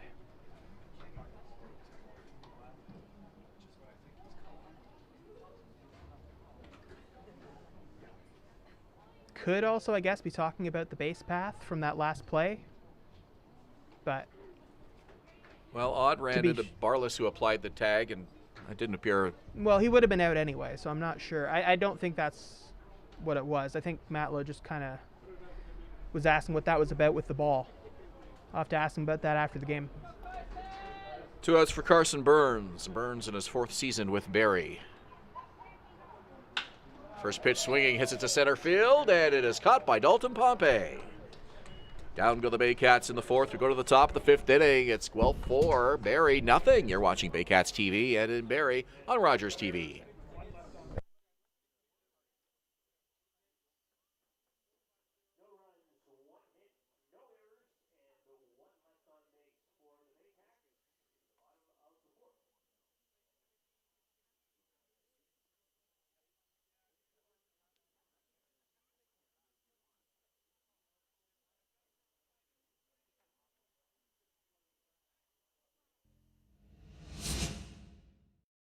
BarrieToday.com. Local news, weather, Baycat scores, and more. BarrieToday.com. Your community, your news. The Canadian Brewhouse is a one-of-a-kind Canadian-themed sports bar. Stop by and enjoy live sports action and an extensive menu with amazing food and drink specials. Just off the 400 at Park Place in Barrie. Join the Canadian Brewhouse after the game. I'm Christina De Palma, and whether you're looking for help with small claims court, a problem with your tenant, a traffic ticket, a notary, or looking for mediation, De Palma & Associate Legal Services can help. Know the rules, know your rights, solid advice.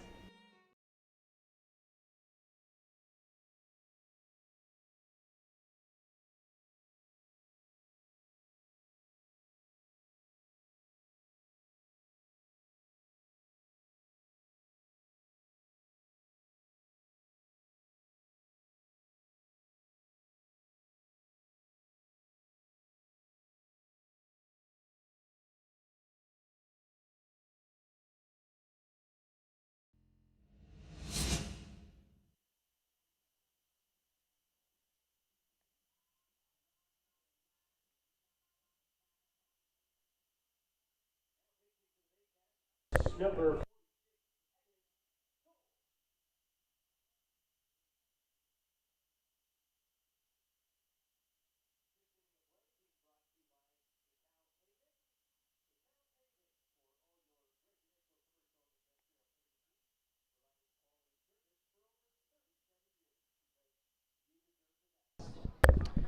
Fifth inning is brought to you by Ital Paving for all of your residential, commercial, and industrial paving needs, providing quality service for over 37 years because you deserve the best. New pitcher in for the Baycats, making his 8th appearance of the season, is Evan Souls, 2.40 ERA this season, which is exactly what he had last season as well.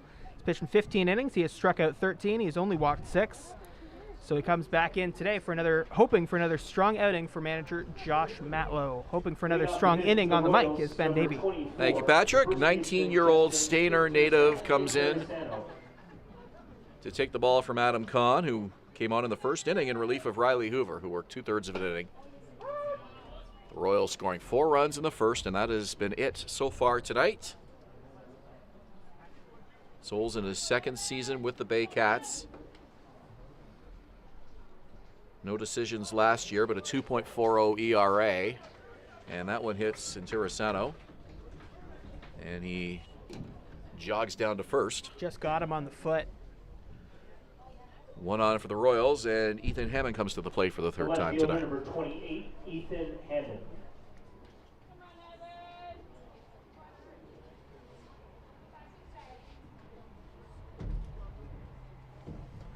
Souls' last appearance was in Barrie against Toronto, a 7-5 loss. He worked 2 innings of relief work.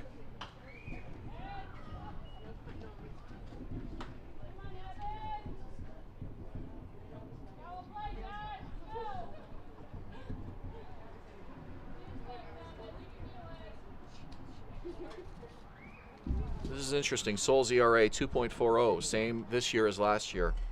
Yep.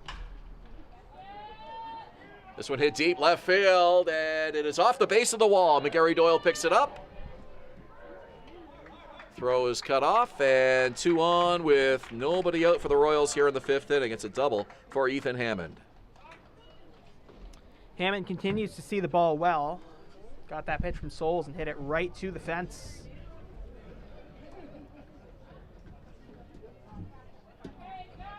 Today, Hammond has reached base 2 of 3 times as a single and a double. Second baseman number 4, Darius Has reached Barlach. second both times as well.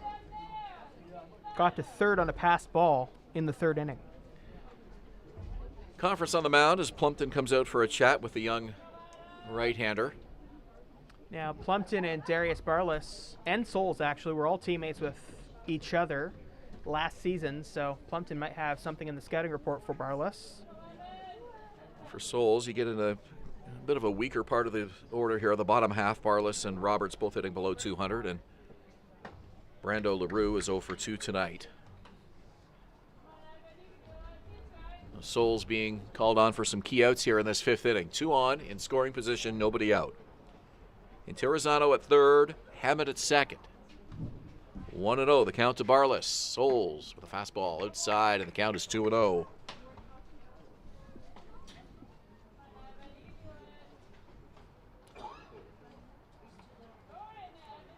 Eighth appearance of the season for Souls, all of them in relief. 2-0, foul back to the screen.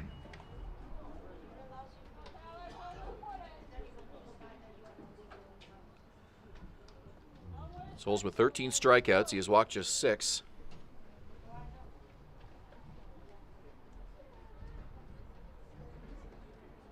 Two-one pitch. Just missed off the inside corner, 3-1. Souls showing a little bit of frustration there. He wanted that strike. Did look a little inside from our angle. Souls takes a deep breath, and the 3-1. Foul back, and a full down 3 balls and 2 strikes to Darius Barlas. Elevated that pitch just a little bit too much.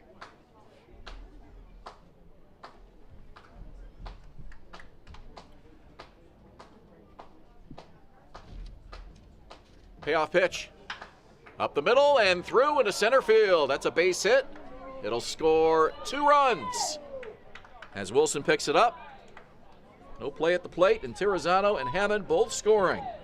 Clutch hitting by Darius Barlas. Yeah, Barlas seeing the ball well that entire at-bat. Anything inside the strike zone, he was either fouling off well or hitting right into the outfield like that. And then any misses he was not swinging at. Strong at-bat by Darius Barlas. Really kind of leaves you with nowhere to go as a pitcher if he's just hitting everything in the zone and there's no space to pitch outside the zone. So it makes it a lot harder on you.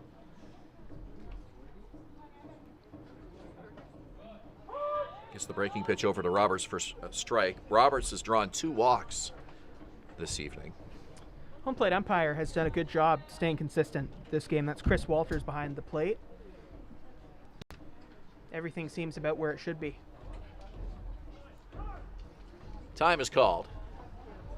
Roberts hitting just 167 this season, his first year in the IBL with the Guelph Royals. Went 0 for 1 against Hamilton on the 11th.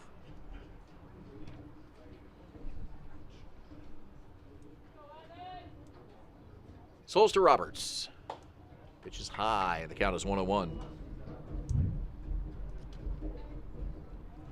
4 runs for the Royals in the first, 2 here in the 5th. It is a 6-0 Guelph lead.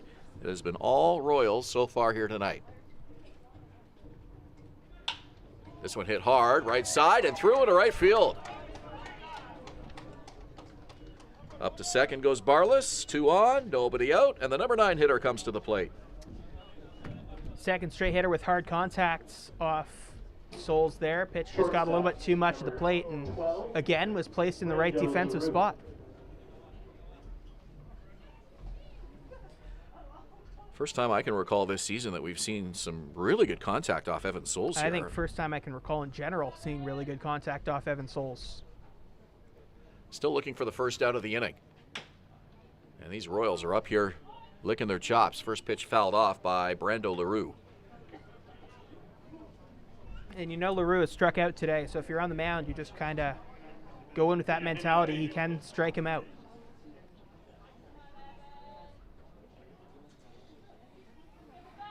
Brando LaRue is the only hitter on this Royals team that has seen righties on the mound for all of his at-bats. He was the only batter to not face the starter Hoover. And he's the only Royal to not reach base tonight. Watches the breaking pitch miss, 1-1. Just a sliver of sunshine right now over behind the bag at third where Brendan Cawley is standing. So we get the final minutes of daylight here before the sun sets fully. 1-1. Grounder very slowly to second. The shovel from short to second in time for 1 out. Another very slowly hit ball. Burns to Ando, and they retire the runner at second. That was Roberts. So Roberts is retired 6-4. Barless to third. LaRue aboard on the fielder's choice. So every Royal in the lineup has reached base tonight. And J.D. Williams, the leadoff hitter, will be the 6th Royal to bat here in the 5th. Still just 1 out.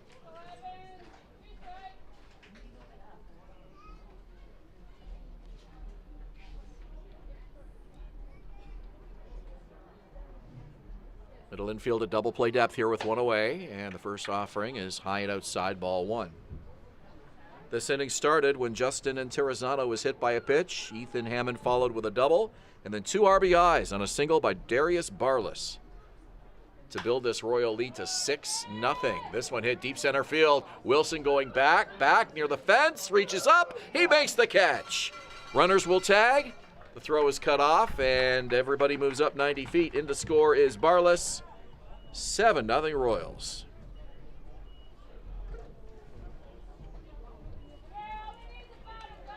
LaRue to second.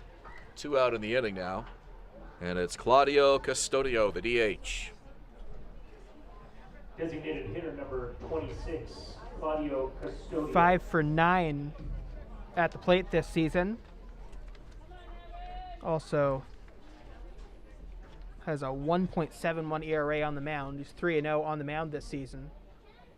As he returns to the IBL, was with the Baltimore Orioles organization over the last couple of seasons, made it all the way up to AAA.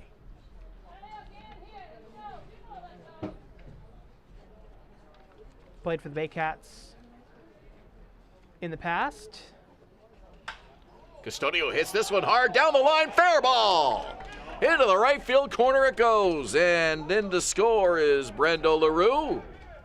Rounding second is Custodio. The throw comes in, and it is a triple for Claudio Custodio. He can hit.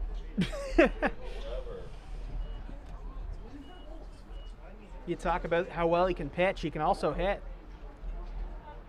And we're seeing a true two-way player in this league. Well, it's interesting. The game he pitched here in Barrie a couple of weeks ago, He did not hit him. They used the DH. They had Ethan Hammond DH that night for Custodio, but I'm wondering, I'd have to look back, but if there have been other games where Custodio has pitched and they haven't used the DH, just put him in the lineup. Well, they used him as the DH in a game where he pitched and then kept him in the game after he left the game as the pitcher. Right. So I guess you still have to have a DH. I guess that's the Ohtani rule. Yeah. So Custodio has done that. That was the last game, I believe, against Hamilton. They won that game. But early on in the season, you're right, he wasn't hitting, and Sean Riley is not in the lineup tonight, so that's the DH spot opened up. Second base, Sando, off-balance throw. It's high, and it pulls out off the bag. Another run scores. Custodio is in. They're going to call that an infield hit. So if Custodio is hitting like this, good luck keeping him out of the order, right? Like, he has to be in that batting order every day. Why not? Number 35, Mark Cullymore. And you know they're confident about using him as a hitter because not only are they using him as a hitter, they're also batting him in the 2 spot, which a lot of people say is the most valuable part of the batting order, the number 2 spot. Well, he's 2 for 4 tonight, and he was hitting .667 coming into the game. And the Royals will send the 9th hitter to the plate for the second time tonight, Malik Cullymore, the number 9 hitter in this 5th inning. Soul zips in a fastball, 1-1.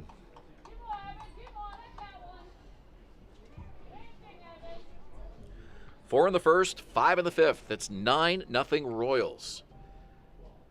Baycats with their most lopsided deficit here at home so far, as this one's fouled off, and it's a ball and 2 strikes to Cullymore. It's interesting, they didn't score a run in the 2nd, 3rd, or 4th, so.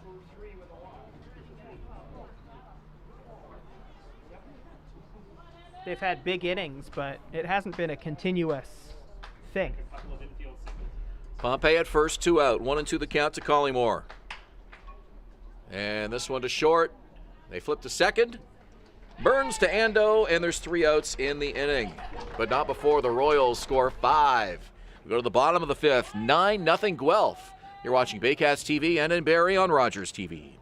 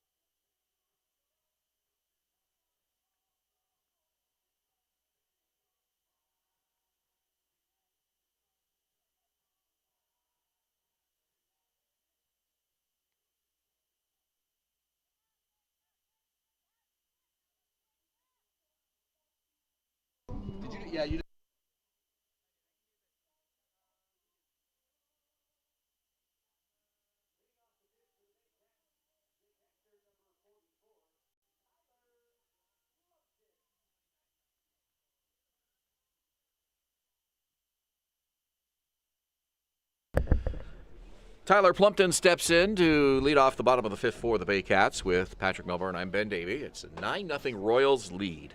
4 runs in the first, 5 runs in the 5th. Barrie's still looking to get on the board here. It'll be Plumpton, Colley, and Wilson. And if you're looking for a weather update, Ben has just put his jacket on, so it is definitely getting chilly. We had a game time temperature of 17, and we're now down to 16. So that was the 1 difference, degree 17 to is the- 16. So that's when you put your jacket on, when it goes down to 16 is the degrees. magic number. I would have And- caught that if there was no screen there. Got the deep woods off here just in case. Got a feeling tonight might be the night. So is the deep woods one different than the normal one? I don't know. I think Is it they're all deep woods stronger? now.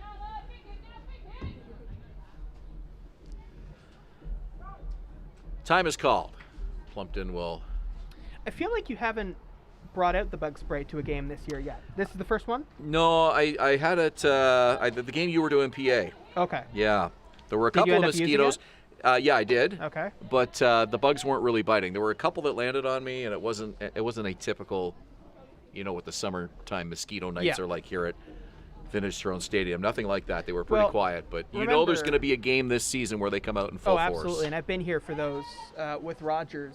My goodness. It was 2018, I want to say. We did the game up in the room that's now the producers' room for this broadcast, and the bugs were they were something, man. Well, sitting down here, it's even worse. I mean, we do have. Well, the I don't know, overhang. because there's lights up there, right? There's like lights on. And Oh, it was okay. nighttime, so they were kind of going in there. Okay. So that was bad. We were doing it for Rogers. It was a junior Baycats game that we were doing. But last year, I kind of came in for the second part of the season, right? So the bugs were kind of not as bad at that point. Plumpton hits this one to center field. Pompey with a long way to go, and he makes the running grab. Nice play by Dalton Pompey on the run. He gets such a great route to those balls. Makes it look effortless. Third baseman number 17. That ball was hit hard, and he had to go a long way, but because he had such a great read on it, he makes the easy catch, and there's one out for Brendan Colley. Are you someone that mosquitoes tend to like? Oh, yeah. Yeah, same. Yeah, it's... Same.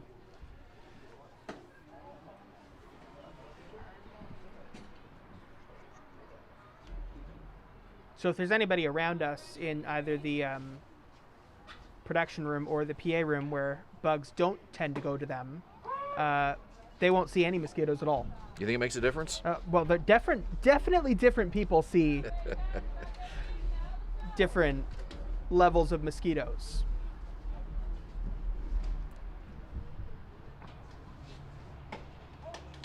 That one just missed, and it's 2 balls, 1 strike to Brendan Colley. Colley with a double. There are people out here that could come to Vintage Throne Stadium in the middle of the summer, the worst game of the year for bugs, and not get bitten. 2 balls, 2 strikes.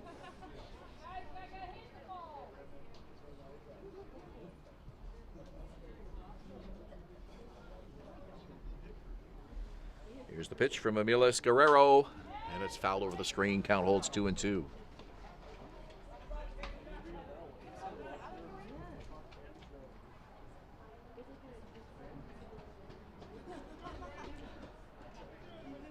Guerrero in line for his second win of the season. He's 1-1. And this one's hit to left field, and it'll land fair. Down the line, picked up by Hammond. Colley wants 2, and in he goes. 2 doubles tonight for Brendan Colley. Kind of gave up on that ball in left field, hoping it would be foul, but it was not foul. Another good at-bat for Brendan Colley. Number 15. Been up twice today and had 2 really nice at-bats. Well, you've mentioned a couple of times tonight how impressed you've been with Colley on both sides of the ball. And don't let the 125 average fool you. No, and he's gotten deep into at-bats, even when it hasn't gone his way. They've been good at-bats. Back-to-back doubles tonight will certainly help those stats out. Even if it's a ground ball or a strikeout, he works deep into counts and makes pitchers work. And there's value in that. And he plays really good third base defense as well. First pitch swinging, Wilson hits this to center field. Pompey going back and reaches up to make the grab. Tagging and making it to third is Colley. Jake Wilson moves him up 90 feet. 2 out in the inning. Baseman number 7, Bryce Ando. Ando has reached base twice tonight. He singled and he was walked. Yeah, he's had some good at-bats today as well.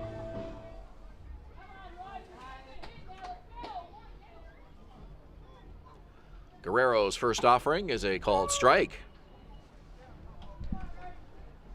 9 runs for the Royals tonight on 10 hits. Baycats looking to get on the board. 5 hits. Runner at third base here with 2 out. Foul back to the screen, and it's 0-2.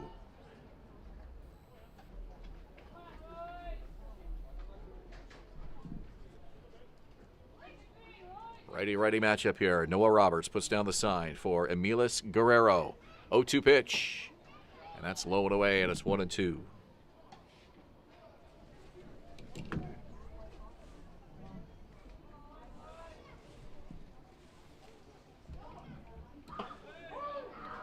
Called strike 3. Down goes Ando, and the Royals are off the field.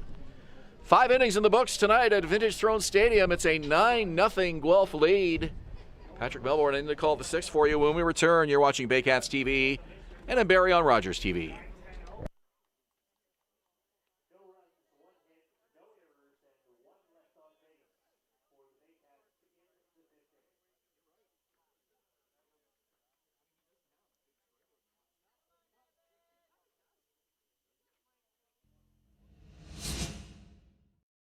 BarrieToday.com. Local news, weather, Baycat scores, and more. BarrieToday.com. Your community, your news. The Canadian Brewhouse is a one-of-a-kind Canadian-themed sports bar. Stop by and enjoy live sports action and an extensive menu with amazing food and drink specials. Just off the 400 at Park Place in Barrie. Join the Canadian Brewhouse after the game.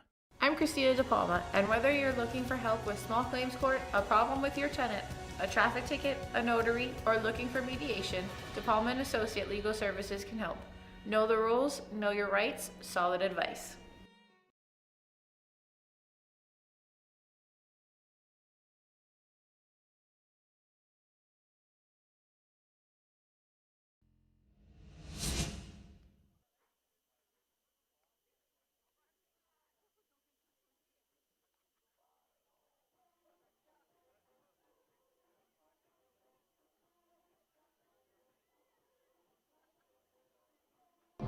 Sixth inning, welcome back to Vintage Throne Stadium. Patrick Melbourne here with you.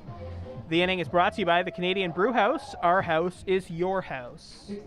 Justin Interessano coming in to take the first at-bat of the inning against Evan Souls. Left-handed hitter against the right-handed pitcher. First pitch from Souls, and they're waiting for the at-bat to start. So Interessano steps back in. And now Souls ready, kicks and throws, and it is a strike 0-1. Something kind of wild about the last half inning, how it ended. Royce Ando struck out, and normally, you know, in a game, there are a few strikeouts on both sides. It wouldn't be that notable. Swing and a miss, 0-2. Interessano hoping to avoid the strikeout on this particular at-bat.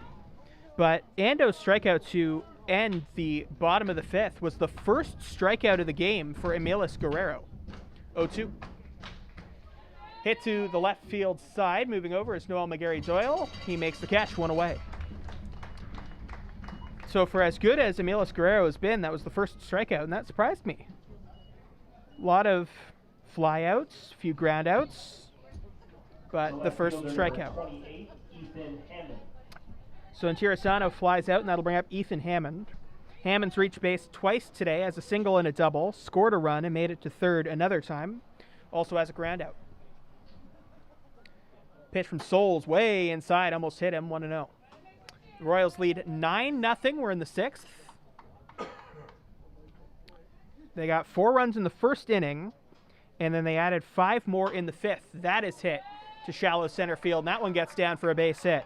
Another hit for Ethan Hammond, his 3rd of the day, and the Royals have a base runner in the 6th.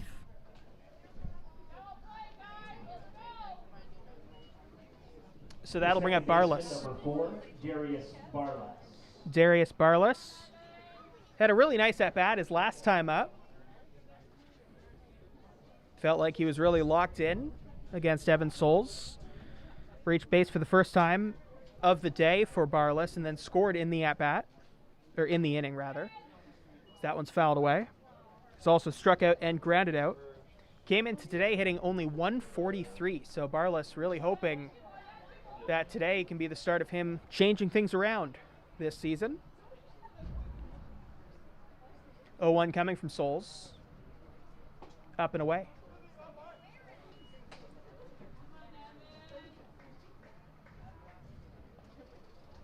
Souls in his second inning of work.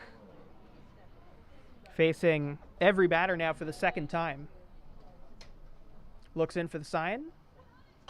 And that one's fouled away. And it's 1-2. Mentioned earlier, Barlis actually spent the 2021 season with the Barrie Baycats. All the Guelph Royals players ended up going to different places since the Royals did not play. And Barlis came to Barrie. Ready on the mound. Runner not going from first. Pitch is upstairs, and it's 2-2. Patrick Melbourne with you. Ben Davey here as well. Brian Backlund, our broadcast producer. Gary Mason, our statistician. Troy Wellington working graphics on the video board. And you also hear the voice of Rob Daniels, our PA announcer, and the music from Enzo Rinaldo. Pitch up and away, and it's full 3-2.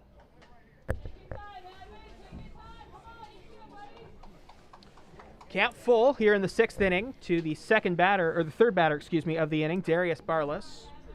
Justin Intirasano flew out. Ethan Hammond singled. So there's a runner on first for Barlis now. Here it is. And that one again is fouled away. And for the second straight at-bat, Darius Barlis having a really nice long at-bat. Gotta say I'm impressed, Patrick, at how well and how smoothly you run through those name mentions there of all the people that work on the broadcast here at the ballpark. First names, last names, and job description. He did that without a script, folks. Grounded to first base, and that one's going to get through for a base hit. So Barlis again with a base hit after a nice at-bat. Moving all the way to third base is Ethan Hammond.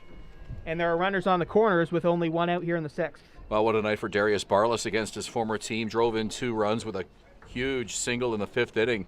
9 Royals to the plate in that inning. They score 5 runs to add to this lead to make it 9-0. And he seems to like coming back and playing against his former club. Catcher number 22, Noah Roberts. And Tyler Plumpton out for a visit with 19-year-old Evan Souls. Got to be a tough situation. You're down by this many runs, and you got to just kind of keep coming at these hitters one by one. Noah Roberts coming up is the only batter in this Guelph Royals lineup today who has not scored a run. He has been on base 3 times with 2 walks and a single. Was stranded twice and was out on a fielder's choice as the runner that was out the 3rd time. So Roberts hoping to get on base all 4 times in this 4th at-bat combined with his previous 3. Well, we were looking at this Royals lineup before tonight's game, looking to see if there were any holes, any soft areas here for the Baycat pitchers, and that certainly has not been the case tonight. Everybody has contributed. Foul back to the screen. And this is not a Guelph Royals team that came in hitting particularly well. You look at the batting averages, a lot of 230, 240, 260, 230, a couple of guys below 200. As that is popped up to the left side, moving over to third baseman Brendan Colley. He's going to make an attempt at the play, but it's going to be a little bit too far foul as it goes down near the fence. And we'll do it again, 1-2. Good effort by Colley, but that's tough. You're running right towards that fence there on the dirt, and the ball was playable, but just out of his reach. His bottom third of the Royals lineup, you look at Barlis, Roberts, and LaRue, 2 of them hitting below 150 or below 170, I guess, but they have contributed tonight. Barlis, certainly, as we mentioned, and even Roberts, the one Royal who hasn't scored, has drawn 2 walks and had a key single in the 5th. Souls ready, throws, and it is up high, 2-2. It's Darius Barlis on first. It's Ethan Hammond on third. Neither guy known for their speed, but Barlis can run a little bit, taking a bigger lead than Hammond at third. Souls ready. Pitch to the left-hander is way inside, and it's now 3-2. So a count that was 1-2 is now 3-2.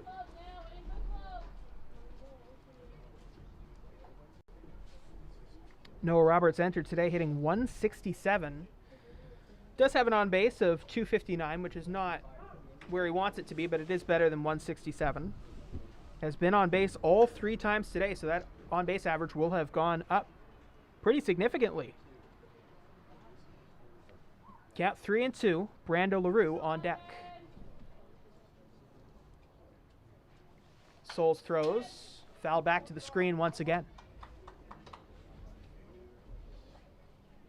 Noah Roberts, the catcher, made a nice defensive play earlier today. Threw out the runner going for second. That was early on. Carson Burns trying to steal. It was a double steal if I remember correctly, as that one is going to get the plate and be a strikeout. Roberts down on strikes, and there are 2 outs. That was a pitch on the inside part of the plate. Bit of a pause from the umpire just to make the call, and then he made it. It is strike 3. So there are 2 outs in the top of the 6th. Souls working quickly. The batter now, Brando LaRue. Wines delivers, and that's a strike. Another one, so 2 straight strikes. I think there were more than that if you count the foul balls. The last couple of batters between Darius Barless and Noah Roberts have really worked really nice at bats, just getting foul ball after foul ball. So Souls throwing strikes. 0-1. And that is going to be a fair ball. Right side, moving over. Brantfy Infante in the shallow outfield. He makes the catch to retire the side. Heading to the bottom of the 6th, the Guelph Royals still up 9-0. Baycats hoping to get on the board. You're listening, or you're watching Baycats TV, and you're also potentially watching on Rogers TV Barrie.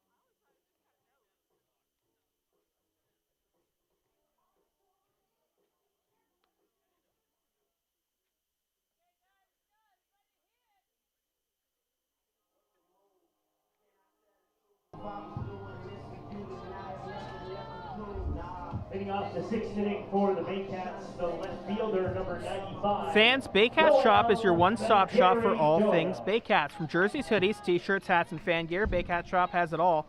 Visit shopbaycats.com today or follow on Instagram at shopbaycats.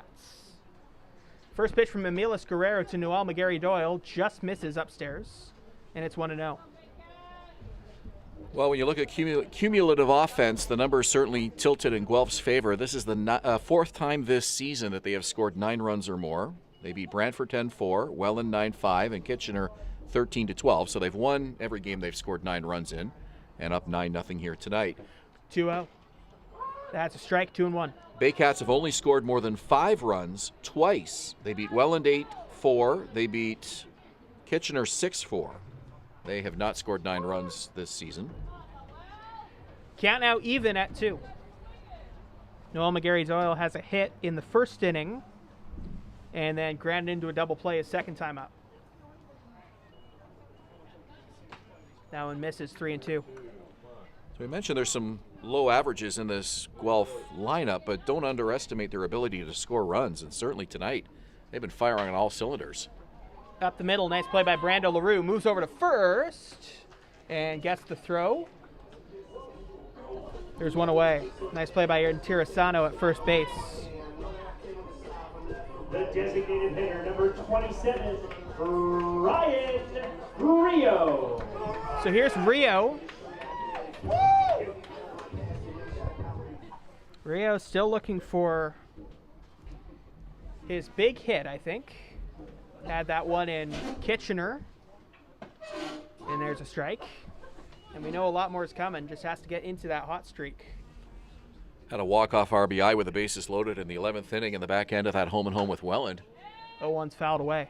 Got the average up to 237. A little bit of a slow start, but that average is climbing. He's 0 for 2 tonight, but he'll heat up as this season unfolds. And as you mentioned, he's a clutch hitter and loves the late innings. 0-2. Big foul. Hard hit off the bat. Looking at the sky right now, you can see it, kind of a pink color as the sunset begins. Pitch to Rio, broken bat, hit over the shortstop, moving into left field actually, and it's the left fielder Ethan Hammond moving in and making the catch, 2 away. Well, frustrating night so far for the Baycat hitters, and in this situation, you just want to get base runners. Try to get on the board first of all. Certainly crack that goose egg and get yourself something on the board, and try to make the score a little more respectable. See what you can do in the late innings, but a long way to go here. No one's going to get the Baycats back in this game with one swing of the bat. So here's Adam Odd. Odd has a single and a ground out. That single, a nice one into right center field. That's a similar looking ball, but that one's going to go into left center field and going to go all the way to the wall. Picking it up is Pompey as Odd jogs into second for a base hit. A 2-base hit, rather. It's a double for Adam Odd. Well, the Baycats have been free swinging tonight despite the lack of offense. Another pitch Adam Odd really got a hold of early in the count there and is able to muscle a double, keep this inning alive. So Odd prevents it from being a 1-2-3 inning, and now Branfy Infante looking to reach base for his 3rd time today. Reached on a fielder's choice in the 4th, walked in the 2nd, so he's been on base both times up.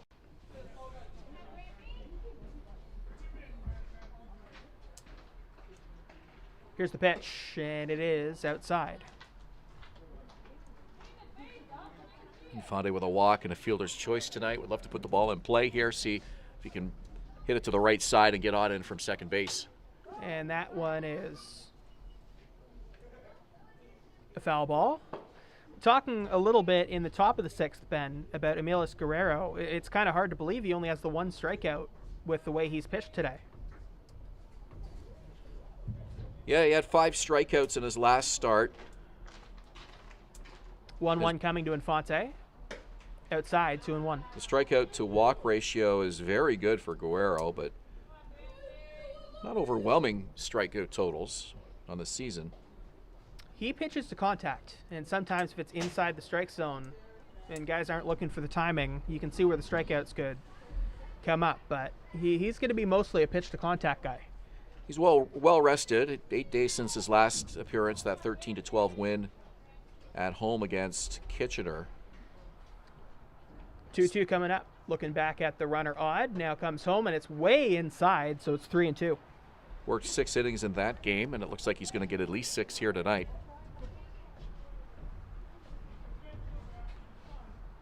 Both bullpens still quiet.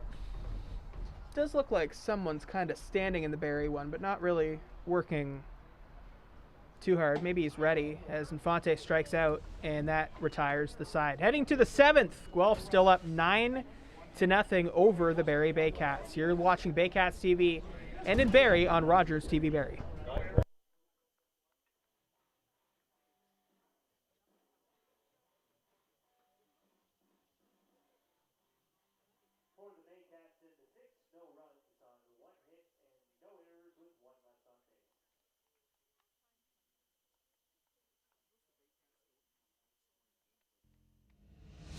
Visit Alliance Billiards and Sports in the northeast end of Barrie. A fun, friendly family environment offering pool, darts, karaoke, and live entertainment. Enjoy a large variety of delicious food and drinks on the patio. You'll come as a stranger and leave as a friend.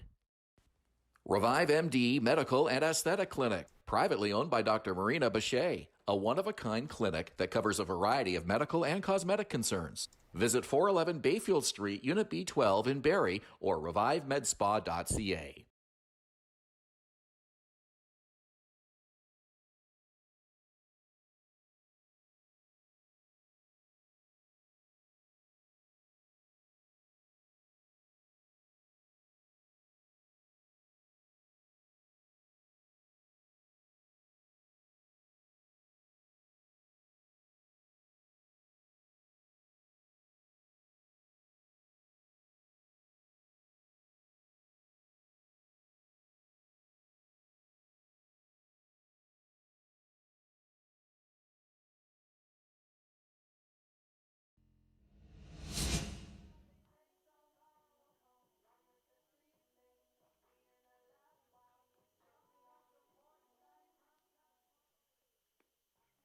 inning of play brought to you by Firehouse Subs, Barrie and Aurelia. Only top quality, freshly sliced meats and cheeses piled high on toasty hot rolls by Subs. Save lives. Seventh inning brought to you by Firehouse Subs, Barrie and Aurelia. Only top quality, freshly sliced meats and cheeses piled high on toasty hot rolls by Subs. Save lives. New pitcher for the Barrie Baycats is Max Loishko. Ben, what can you tell us about him? 21-year-old Barrie native Patrick. He has not pitched since the May 28th game against London. That was that 12-2 loss to the defending champion Majors. He worked 1 2/3 of relief in that game, allowed an earned run. And he comes into this game today with a 5.40 ERA and no record.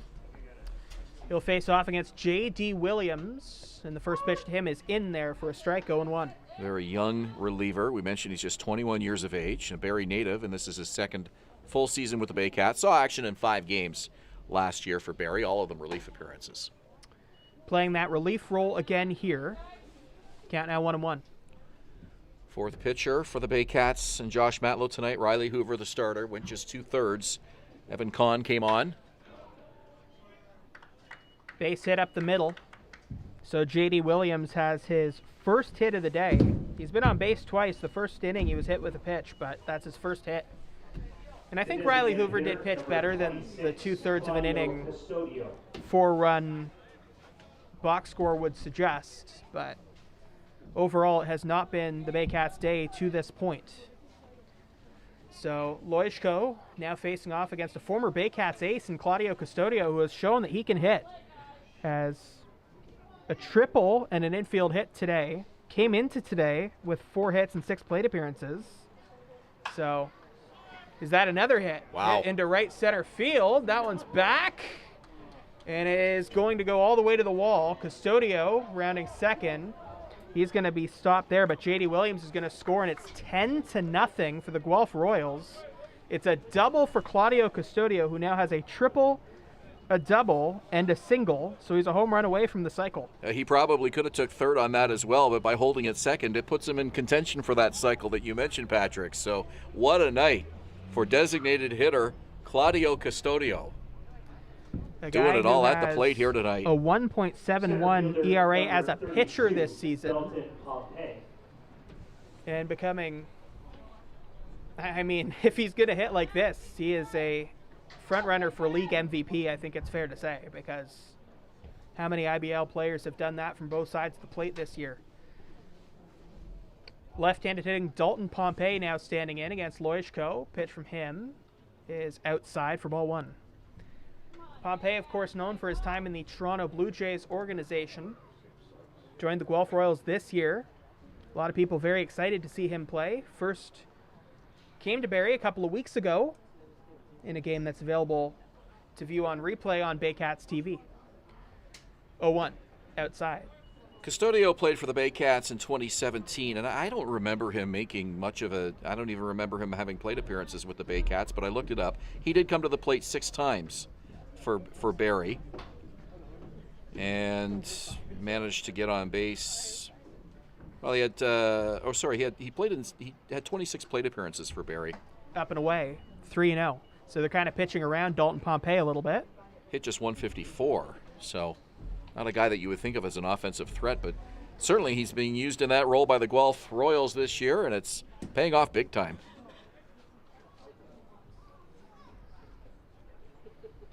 3-0 coming, and that's a strike, 3-1. So Loishko stays in the at-bat. There's a runner on second.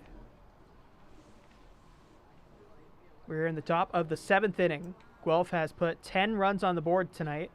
Barrie still looking for their first. 3-1 pitch coming to Dalton Pompey. And that is ball 4, pitch inside. So there are 2 base runners now on with nobody out for Malik Collymore. Dalton Pompey has reached base all 5 times this evening, Patrick. That's his second walk of the night, and he has 3 singles to go with that, along with a run scored in the first inning. And this Guelph lineup is firing on all cylinders here tonight. 10 runs so far. Their season high 13 against Kitchener. The only game with a bigger offensive output than this one so far. Still nobody out in the 7th. Fouled away. Kind of near us. Kind of not near us. getting another look at the sky. You can see it right now on our television broadcast. Kind of looking blue and purple as the sun sets in right field there. Thanks to Brian Backlund for getting us that angle. 0-1 the count. And that is, again, foul. This time stays on the field and is not nearly as high, but it is well into foul territory. Mentioned how Brian is our broadcast producer, was the Baycats photographer as well for so many seasons. You can take a look at his photos from over the years on Baycats.com, BarrieBaycats.com. And you can also check out Bob Hurley's photos from recent games across our social media feed and on BarrieBaycats.com as well. Here's the pitch from Loishko. That one is going to stay fair as it goes into right field. Branfy Infante moving over. He's not going to be able to make the play. Misjudged it and overran it just a little bit. Nobody's going to score, but the bases are going to be loaded with nobody out here in the top of the 7th inning. Well, Custodio certainly could have scored on that one, elected not to. They'll load the bases up here for Justin and Tirizano. Royals with a 10-run lead here, just kind of playing it out station to station here, it looks like. Good hustle by Infante, but that ball landed well out of his reach. He had no chance and then overran it a little bit, as you mentioned. And if you haven't seen the photos from Brian and Bob over the years, then you're missing out. You can see Baycats history from really good photos. Counts a strike to Justin and Tirizano. Well, if you're a Baycats fan, the beautiful sky is probably the most exciting part of the night here at the ballpark this evening. Not much to cheer about on the field, but... Count 0-1. Count now 1-1. Pitch way outside to Tirizano. If you enjoy beautiful sunsets when you come to Vintage Throne Stadium, sit down the left field line, the third base side, and then you'll get a nice look at the sunset across from you and the moon behind you on that third base side. Left center field, Noel McGarry-Doyle moving over. Makes the play. Runner's going to tag. Nice throw home, but it's going to be a little bit late. And the runner Custodio scores. Nobody else able to move up, though, as Pompey stays on second. Collingmore stays on first, and there is one out in the inning. Well, that was a real nice throw by Noel McGarry-Doyle. Despite the fact that he was so deep, he was able to get the throw up to Tyler Plumpton on a couple of bounces, and Plumpton came up with it. Tried the swipe tag, but no chance to get the runner. This is maybe the Guelph Royals' hottest hitter. Ethan Hammond came into today hitting .440, has a single, another single, and a double today. Has reached base 3 of 4 times up, also has a ground out, but Hammond really has been one to watch for the Guelph Royals both this season and tonight. Facing off against the righty Max Loishko, the left-handed hitter, takes the ball inside.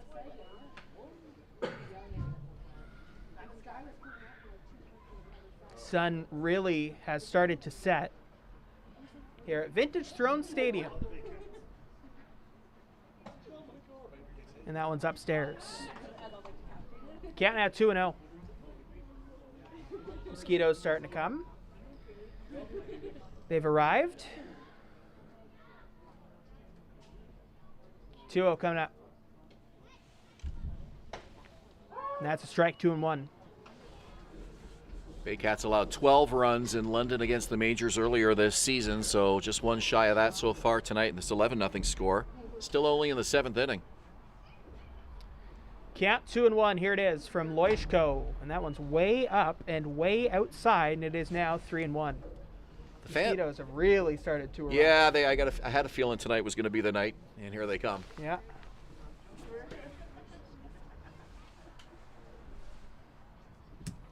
Count 3-1. Here's the pitch from Loishko.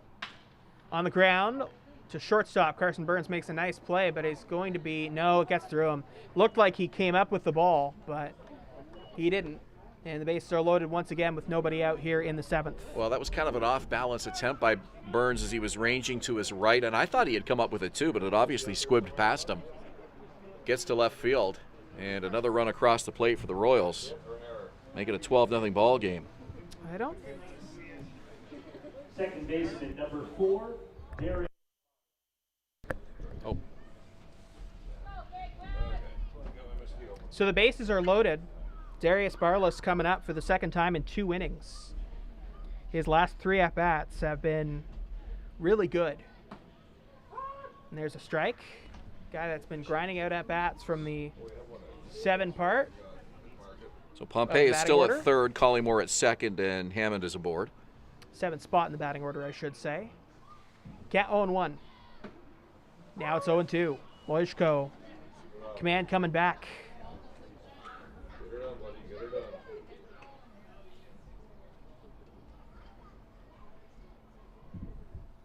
Righty looks back at second, now comes home. And that is hit to Ando at second base. Gets it to Burns at shortstop. Gets an out, but a run's going to score. So Dalton Pompey crosses the plate, makes it 12-0, but there are now 2 out as Barlas hits into the fielder's choice. That retires Hammond at second base, 2 away. Maybe Ando was thinking about the double play before the ball was in his glove in that situation. The ball came into his glove. He kind of had a double clutch to get it out of his glove and then sort of did a backhanded fling to the shortstop, Burns, covering at the bag, but too slow on the transfer to have any chance at a double play.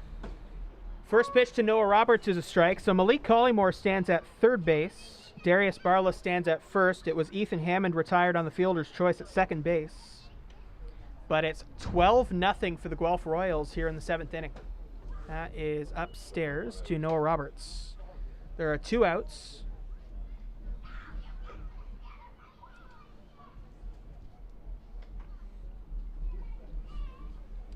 Here's the 1-1. That is a weak grounder right back to the backstop. Count now 1-2.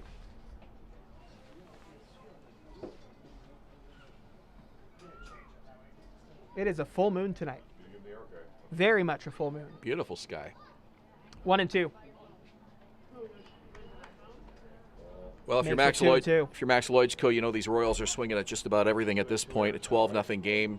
You want to come right at them, show them your best stuff, attack that strike zone, try to get this third out and get your team off the field.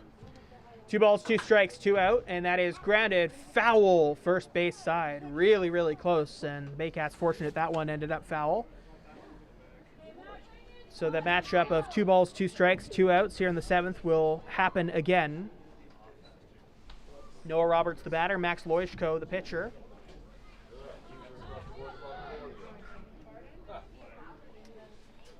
Baycats not in much of a shift right now. Ando playing deep second base. Burns playing a little bit closer to the second base bag as the shortstop. Brennan Colley playing normal third. Adam Odd holding the runner over on first. Outfield playing traditional defense. Here's the pitch. And that is hit to the right side. That one's hit really far, but Branfy Infante's got it, makes the catch, and retires the side.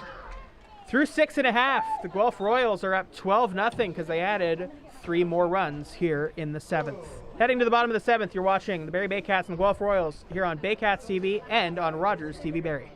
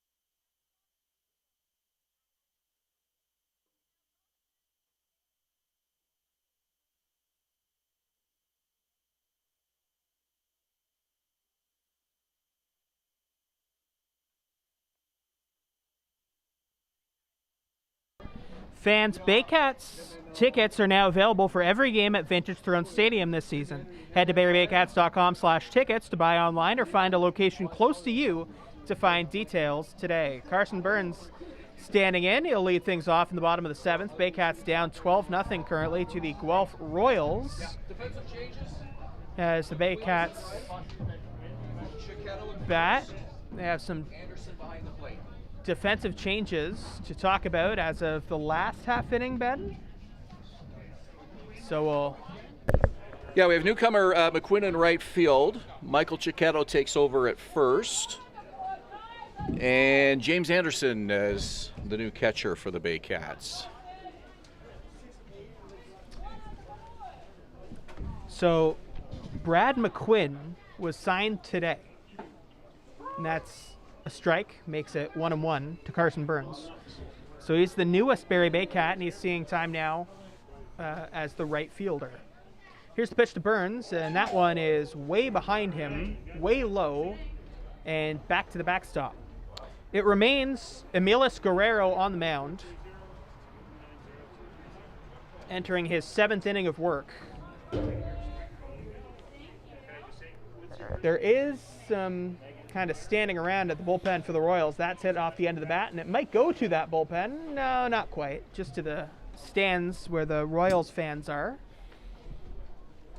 And those Royals fans, if they traveled up to Barrie to see this one, are seeing their team have quite the offensive day. And the odd thing across the league today is that both games that were played were high scoring, and then the other team, at least to this point in this game, has not scored anything. I believe that Toronto-Brantford game was 14-0 for the Toronto Maple Leafs. 2-2. That's hit fair, left center field. Moving over is Ethan Hammond. He makes the play, and there is one away. Congrats to Megan of Barrie, winner of tonight's 50-50 draw. Tyler Plumpton stands in now. Or is that James Anderson? I think it's James Anderson pinch hitting. Not technically pinch hitting, but coming in to hit because he came in last half inning as a defensive replacement. So kind of said a lot of words to say defensive replacement James Anderson is at the plate now. So I apologize for that. Sees his first pitch from Emilus Guerrero tonight, and he hits that one to right center field. Not terribly deep. Moving over into right field territory. It's the center fielder, but it will be the right fielder, J.D. Williams, to make the play. 2 away. So Anderson, in his first at-bat, flies out to right field, and that'll bring up Brendan Colley. Number 17, Brendan Colley.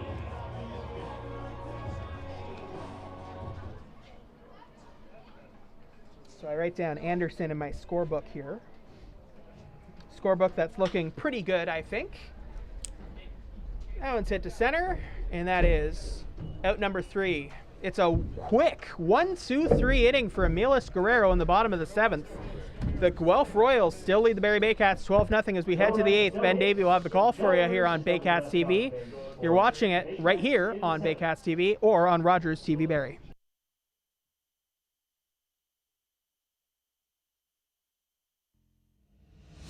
Visit Alliance Billiards and Sports in the northeast end of Barrie. A fun, friendly family environment offering pool, darts, karaoke, and live entertainment.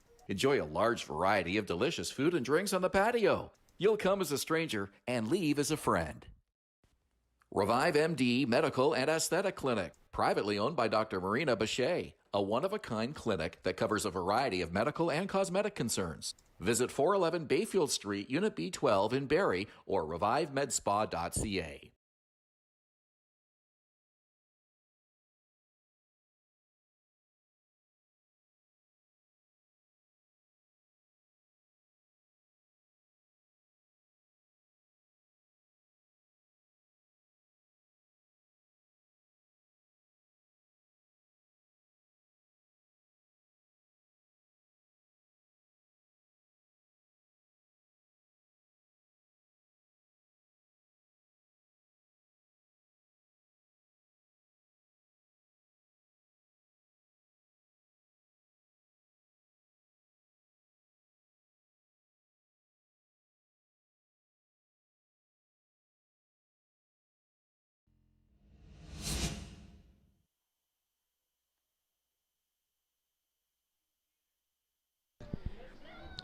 Welcome back. 8th inning brought to you by Mr. Lawn Care and Landscaping, servicing Simcoe County for all of your landscaping needs. A few defensive changes to talk about. Michael Chiquetta is in at first.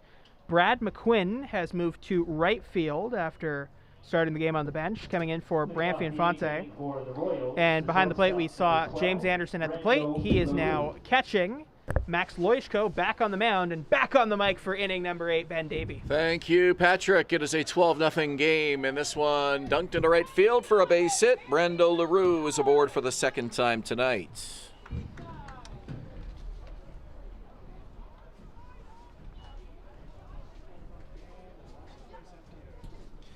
And we're back to the top of the order for J.D. Williams.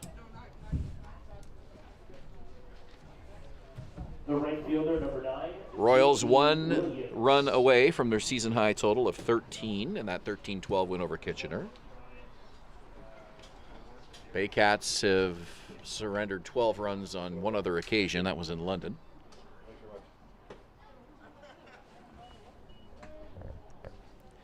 J.D. Williams has reached base twice. He has scored twice.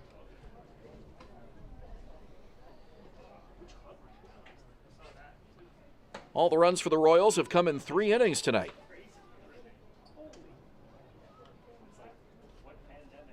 Four in the first, 5 in the 5th, 3 in the 7th.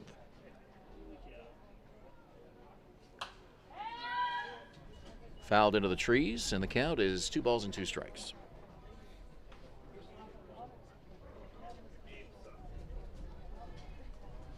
Max Loischko, 4th pitcher of the night for the Baycats, the right-hander.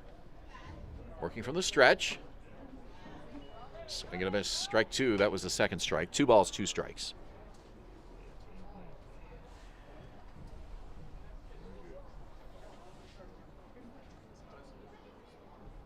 Loischko takes a look at the runner. And lunging at that one is Williams. Hits it down the right field side, but it's well out of play. And the count holds at 2 balls and 2 strikes.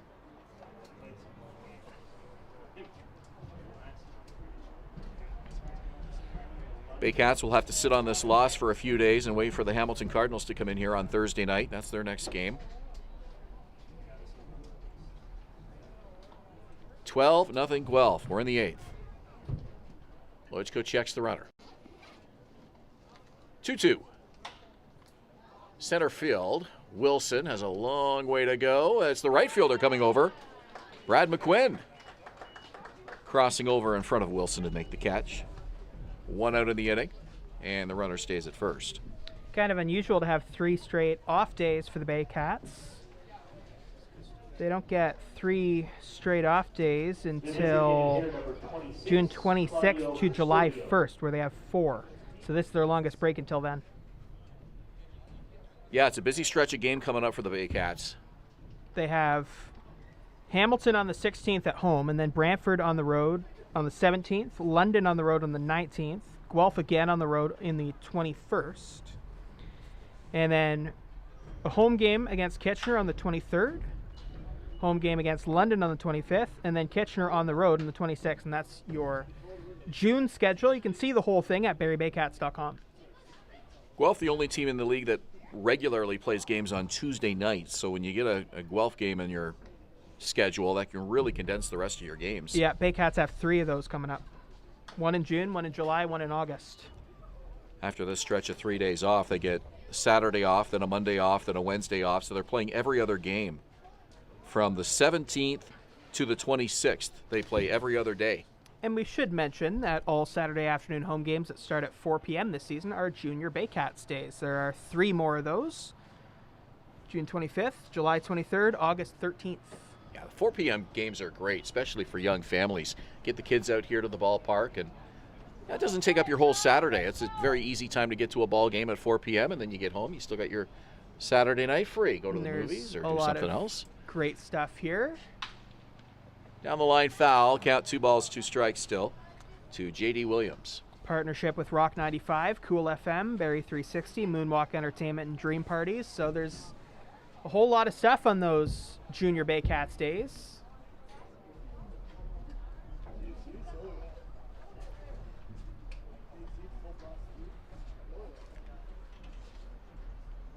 Max Lojko checks the runner. 2 balls, 2 strikes.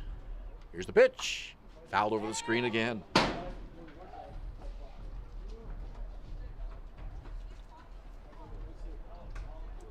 Royals get the Welland Jackfish at home this Tuesday night in Guelph, and then Friday, London Majors on the road. And that's a home and home. They're home to face London on the Saturday night at David E. Hastings Stadium.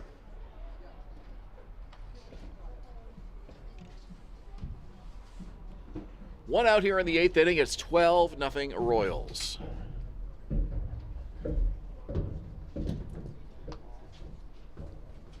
Runner bluffs a start, and that one gets past the catcher. Anderson off with the mask. No chance to get LaRue as he takes second base easily on that one, and that ball bounced in front of the plate. I wonder if LaRue maybe bluffing that start maybe kind of messed up Anderson a little bit. You know that the runner's thinking about going, and tough ball to come down with anyways when it bounces in front of you. Ended up going over his head and all the way to the backstop. Full count to Custodio, and he fouls it away.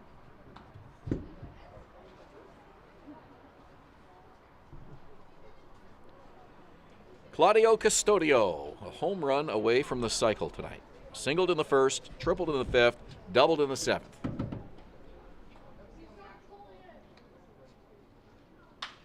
Hits this one hard down the 3rd baseline, and it's foul, and the at-bat continues.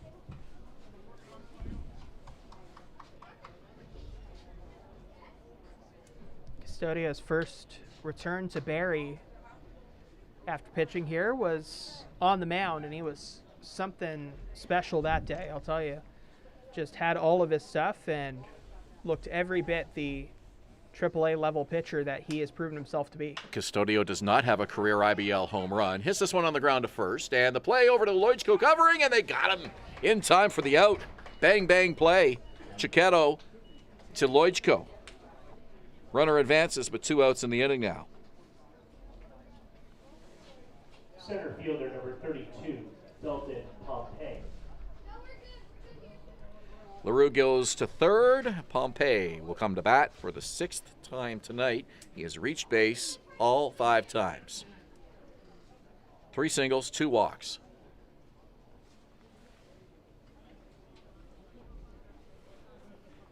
Two runs scored as well.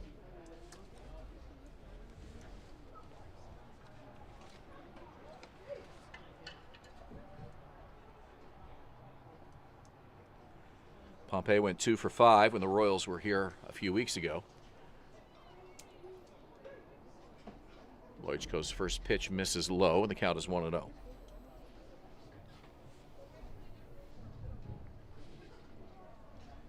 This game has now reached the 2.5-hour mark. For some of the fans here, perhaps it's felt like 3.5 hours. Some of the fans? It's been a long night. 3 very long innings, all the runs coming in the 1st, the 5th, and the 7th. 1-1. A high foul ball behind the Guelph dugout, over to the trees. 1 ball, 2 strikes to Dalton Pompey.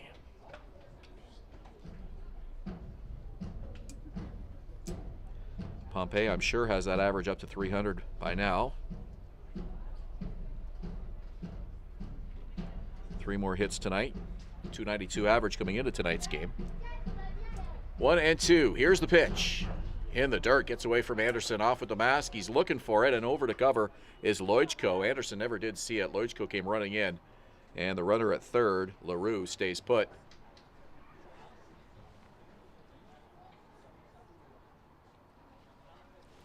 Probably could have made an attempt on that, but a 12-run game, everybody just kind of taking it easy here.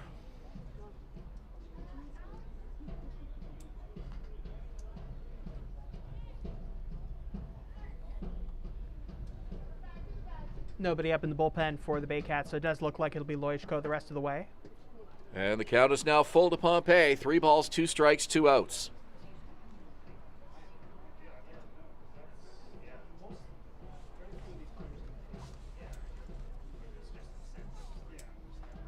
Lojko's pitch. Ball 4. Have a night, Dalton Pompey. 6 at bats. He has reached base all 6 times.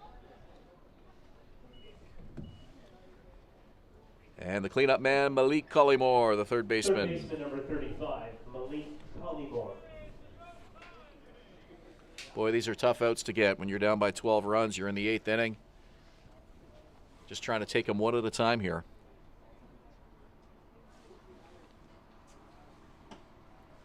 And he starts Collymore off with a first pitch strike.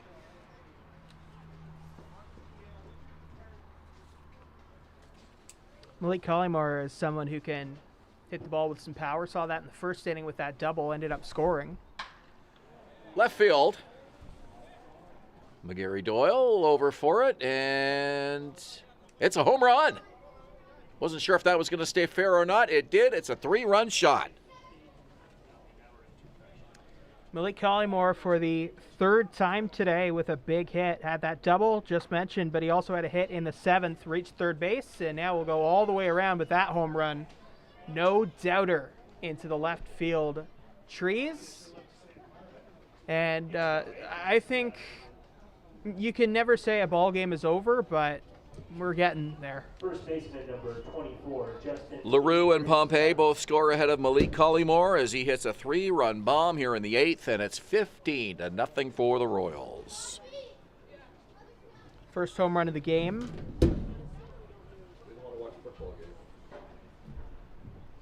Swing and a miss. Justin and Tirizano.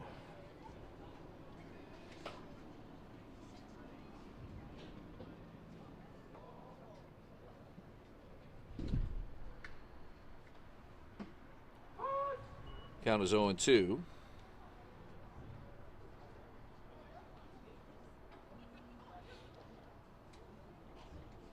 For Collymore, that's his 2nd home run of the season.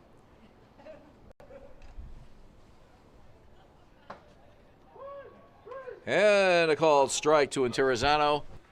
And Max Lojko and the Baycats come off the field, but not before Guelph adds 3 to their 12-0 lead. It's 15-0 Royals. Through 7.5. We'll go to the bottom of the 8th inning. You're watching Baycats TV and in Barrie on Rogers TV. For the Royals in the 8th, 3 runs on 2 hits, no errors, and nobody left on base.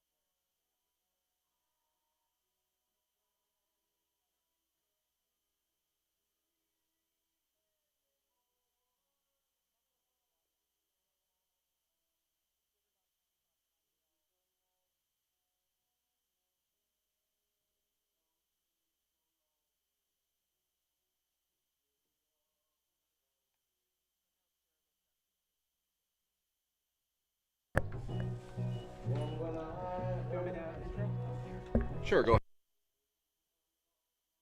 ahead.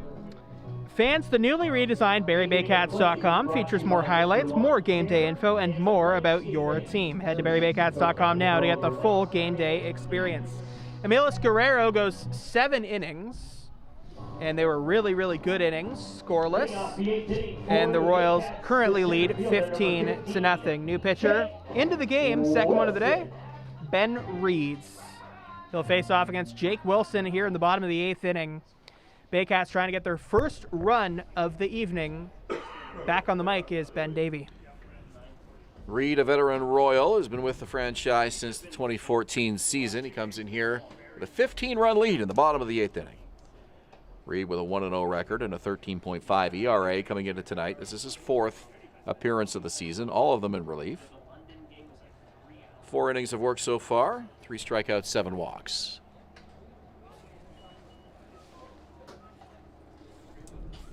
Top of the order for the Baycats, it's Wilson, Ando, and McGarry Doyle. At this point, just want to get on the board. Baycats will try to avoid their second shutout of the season. And that was pretty easily Emilis Guerrero's best start of the season. He entered today with a 7.20 ERA, had a 1-1 record. The win came against the Brantford Red Sox, so this will be his second win if the 15-0 score stands, and it will have been a dominant performance across 7 innings for Guerrero. I think a lot of fans probably came here tonight thinking, well, at least we don't have to face Claudio Custodio. Well, first of all, that proved wrong as they ended up facing him at the plate. He did damage there. But besides that point, Guerrero's appearance today was as good as Custodio's was a couple of weeks ago. Sprinting in is Pompey, and that one dropped. Thought he made the catch. It looks like it bounced right in front of him. So Wilson aboard with a base hit, and now Roy Sando comes to the plate. Wilson aboard for the first time tonight.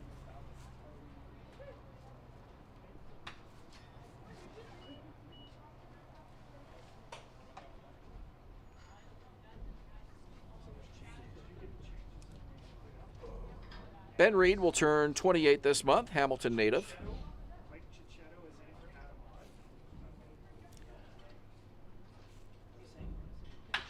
This one hit up the middle into center field for a base hit. Back-to-back hits for Wilson and Ando.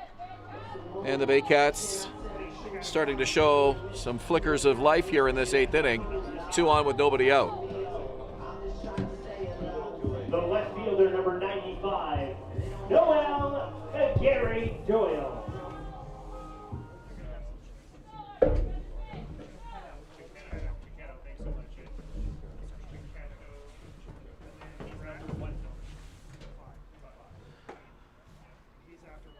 Noel McGarry Doyle tonight has reached base once, hit into a double play and grounded out, so 1 for 3 on the evening.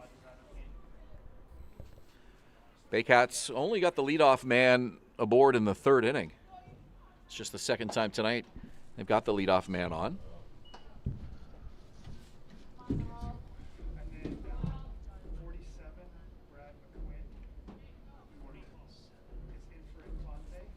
Both games across the IBL mentioned a little bit have been similar to this today. The other one, the Maple Leafs beat the Brantford Red Sox 14-0. So that was a game. So the Leafs win streak continues. Playing some good baseball over the last week or two. And they have good defense and good pitching. They're going to be a tough team throughout this season. Toronto's won 4 in a row. They're 3rd in the standings right now behind Welland and London. Guelph will move ahead of Barrie in the standings with a win here tonight. Call strike to McGarry Doyle. 3 balls and a strike.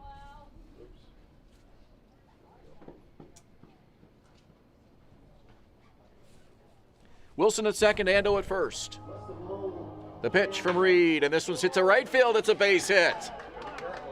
Wilson rounds 3rd. They're going to bring him in, and Barrie's on the board. RBI single for Noel McGarry Doyle. Jake Wilson scores. First time tonight the Baycats have strung 3 hits together in a row. And Ryan Rio comes to the plate with the bases loaded and nobody out.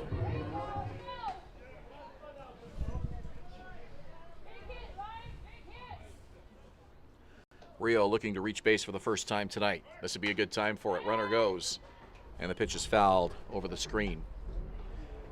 Sorry, runners on the corners. I think I said bases loaded. Ando at 3rd, McGarry Doyle at 1st.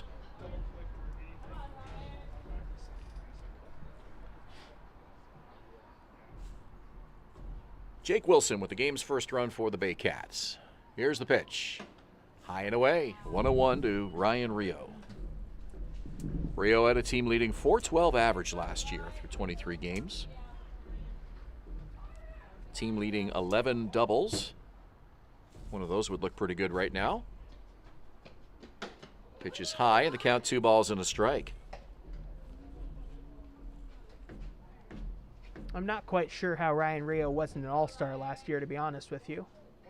There were a lot of deserving people on every position, but Ryan Rio is one of the best players in the league. One of the few holdovers from the 2019 championship club. It is a 3-1 count to Ryan Rio with 2 on and nobody out in the 8th. Michael Chiquetto waiting on deck.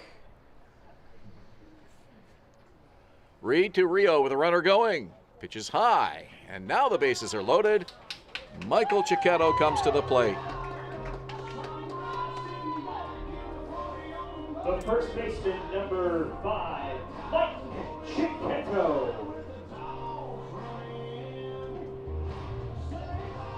Chiquetto on in relief of Adam Odd, who started the game at first base tonight. Did very well, went 2 for 3. Played a strong defensive game as well. And now a conference at the mound. Everybody in on this one. Just getting some of the guys who started on the bench into batting order as the game goes on. Michael Chiquetto at the plate right now. On deck, hoping for his first at-bat as a Barrie Baycat, Brad McQuinn. Just signed today.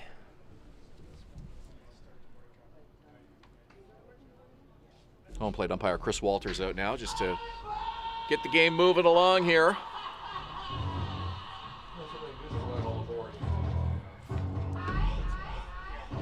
Reed last worked on June 4th against Kitchener in that 13-12 game.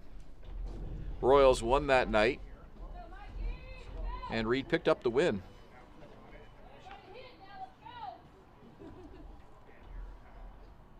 His lone win of the season. First pitch swinging, Chiquetto hits it foul, off with the mask is the catcher Roberts, and the bounces off the cement and over towards the trees. Thought for a second that would get a little closer to here. We've got a roof above us, so even if a foul ball does come right above us, we won't be asked to make the catch. Ando at third, McGarry Doyle at second, Rio at first. Here's Reed to Chiquetto, and it's low, ball 1. There is a team called the Savannah Bananas. I've heard of them. Yeah, they do kind of fun spins on baseball, and they have a rule sometimes where if a fan makes a catch, the batter's out. Now, are they like the Harlem Globetrotters of baseball? Pretty Is that similar, the idea? I think. Okay. Love it. Well, I've seen people wearing their hats and jerseys around, so yeah, they're pretty popular. Can't say that I've watched a game, but I can tell that they're starting to catch on. Yeah. And where do they play? Where, Savannah, Georgia? I believe so, yes. Okay. But they travel too, I guess. I don't know. I think they're in a league normally sometimes, and then they have kind of exhibition games that are a little different sometimes. No place to put Michael Chiquetto, a 3-1 count. He knows he'll get something good here. Pitch from Reed. Called strike. Chiquetto thought that might have been inside, but it's a full count now. 3 balls, 2 strikes. Well, Chiquetto's been seeing the ball better lately. Came into the season, wasn't really seeing the ball as well as he thought he should have been seeing it. Payoff pitch. It's high and inside, ball 4. It brings in a run. And another good at-bat right there. Baycats will take the runs any way they can get them tonight. A bases loaded walk brings in Roy Sando, and the bases remain loaded. Still nobody out here in the 8th inning. 2 straight walks. Still nobody out in the inning. Number 47, Brad McQuinn. And this is Brad McQuinn's first at-bat as a Baycat. It comes with the bases loaded. Talk about a chance to make a statement here. Bases about loaded, that? nobody out. I'm a sick mind. Team down by 13 runs. And Ben Reed really struggling out there on the mound. Uniforms on him, yeah. He can give me a walkout. What can I say? He's gonna learn the hard way. Had Chiquetto One strike away from an out, couldn't get him. Here he is now against McQuinn, and the pitch is high and outside.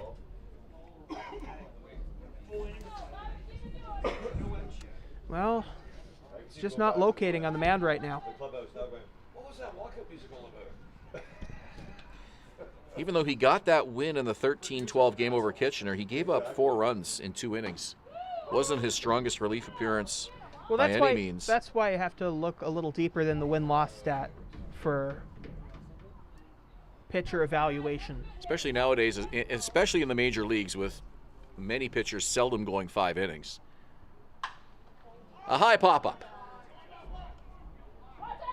Infield fly called. Doesn't matter. Shortstop LaRue will make the catch. But the out is made, and McQuinn is retired in his first at-bat with the Baycats. 1 down in the inning. And this is Carson Burns. The shortstop, number 3, Carson Burns. Let's see if Burns can get a hold of one here. Burns has a hit today in the 2nd inning, was caught stealing though. A couple of flyouts after that.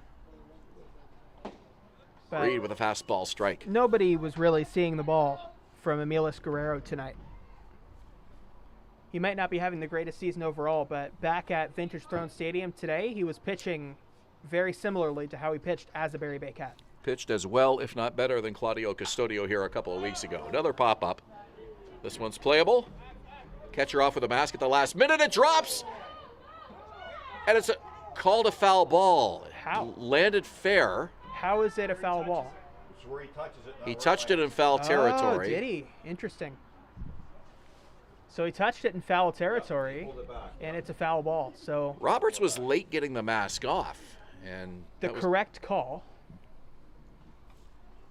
Even though that ball was his all the way, he seemed to have a little bit of hesitation there. So it dropped in fair territory, but he picked it up in foul. Yeah, it was bouncing foul when he touched it. 0-2 on the way. And that pitch is high. Took me a moment to kind of see how that was going to unfold, but the correct call was made.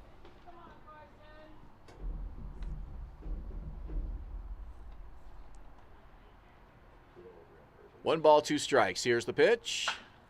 First base side. And Terrasano sprints to the bag, and the out is recorded. Another run comes in as Noel McGarry-Doyle crosses home plate. 3rd run of the night for the Baycats. The catcher, number 34, James Anderson. James Anderson comes to the plate for the 2nd time tonight. He flied out to right in the 7th. All runners advance, so we have Rio now at 3rd. We've got Chiquetto at 2nd. First base open. And a called strike to Anderson to start it off.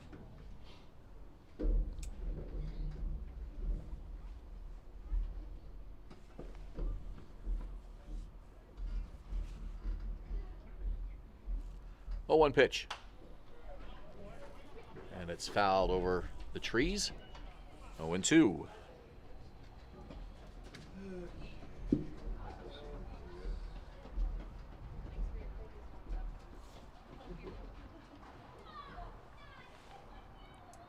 Five straight Baycats reached base here to start this 8th inning before the pop-up for McQuinn and the ground out by Burns. And this one hit to short. LaRue with a low throw, and it's picked by the first baseman. Nice job by Terrasano to record the out, and that will do it for the Baycats, but they score 3. We head to the 9th. It's 15-3 in favor of Guelph. You're watching Baycats TV and in Barrie on Rogers TV.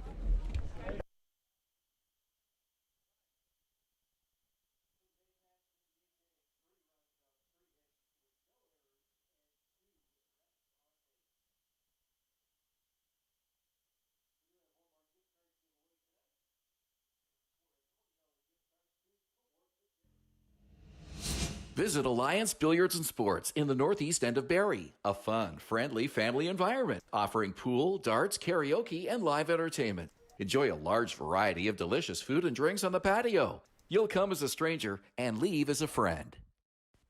Revive MD Medical and Aesthetic Clinic, privately owned by Dr. Marina Bachet, a one-of-a-kind clinic that covers a variety of medical and cosmetic concerns. Visit 411 Bayfield Street, Unit B12 in Barrie, or revivemedspa.ca.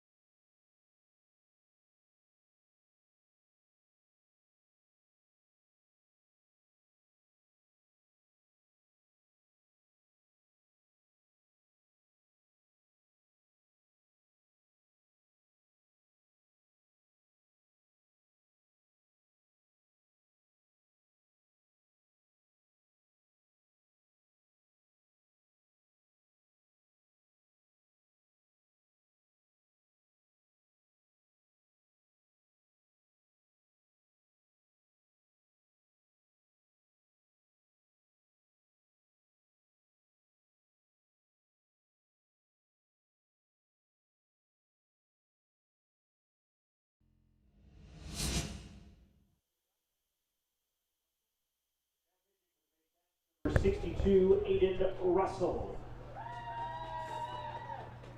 As the fans. Guelph Royals to bat here in the top of the 9th inning. It's brought to you by Mr. Lawn Care and Landscaping, servicing Simcoe County for all your landscaping needs. Leading off the 9th inning for the Royals, the left fielder, number 28, Ethan Hammond. Not a lot of people left here at Vintage Throne Stadium as the Royals in full control tonight, 15-3 as we head to the 9th inning. Ethan Hammond will lead it off for Guelph, followed by Darius Barless and Noah Roberts.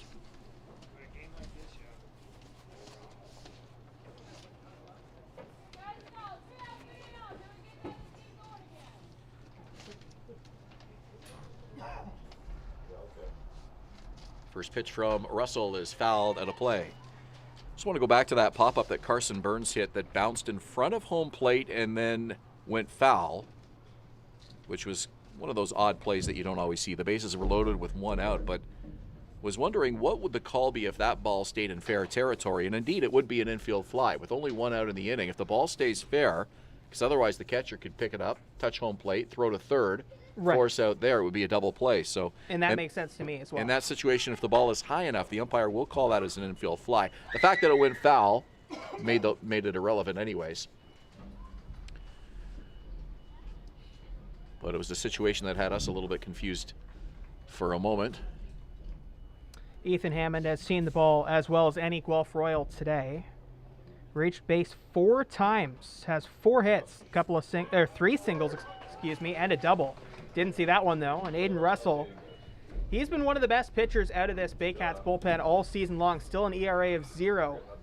Came in last season as one of the new relievers for the team, one of the younger relievers for manager Josh Matlow, and really has just impressed everybody. It's been him, Evan Souls, Riley Hoover this season has had a good year overall. But Russell has pitched as well as any of them, and he's worked his way into higher leverage scenarios throughout the year. Home plate umpire Chris Walters will call anything close to the strike zone from this point on, I'm sure, including that one. It's 0-2. And Darius Barless came into today hitting 143, but has seen the ball really well in his last 3 at-bats. Barless swinging, fouls it away. Count holds at 0-2. And when I was on play-by-play a couple innings ago, Ben, I mentioned how Barless had really played better today than his average would suggest, and I would say that has continued throughout the rest of his at-bats today, just working out long at-bats. To short, Carson Burns with a throw across, and it's in time for the out, 2 away. Facing Aiden Russell, it's a little harder to get long at-bats, but had a good day overall at the plate, as most of these Guelph Royals have had today. Now the Baycats, if not... Well, there's one silver lining to today's game. Rob Daniels just announcing to the smattering of fans that are left here that they've won 5 free chicken wings with the 5 strikeouts tonight. How about that? Now batting Noah Roberts. So 2 outs, and the Royals have not gone 3 up, 3 down in any inning tonight so far. We had the Buffalo Wild Wings mascot here at the last game. You said you got a selfie with the mascot, right? Not that game, but I have in the past, yeah. And a called strike makes it 1-1. This game has now reached the 3-hour mark. Tough one tonight here at Vintage Throne Stadium. 15-3 Royals.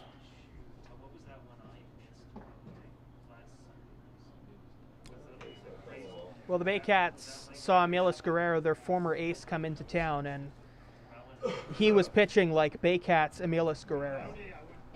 He only got the one strikeout through most of the day, I think. Did he get another one? Looking back here.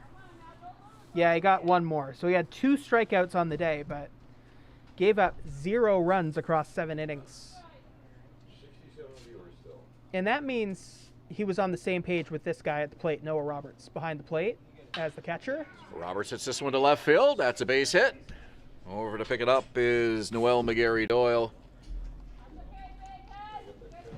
18 hits for the Royals tonight.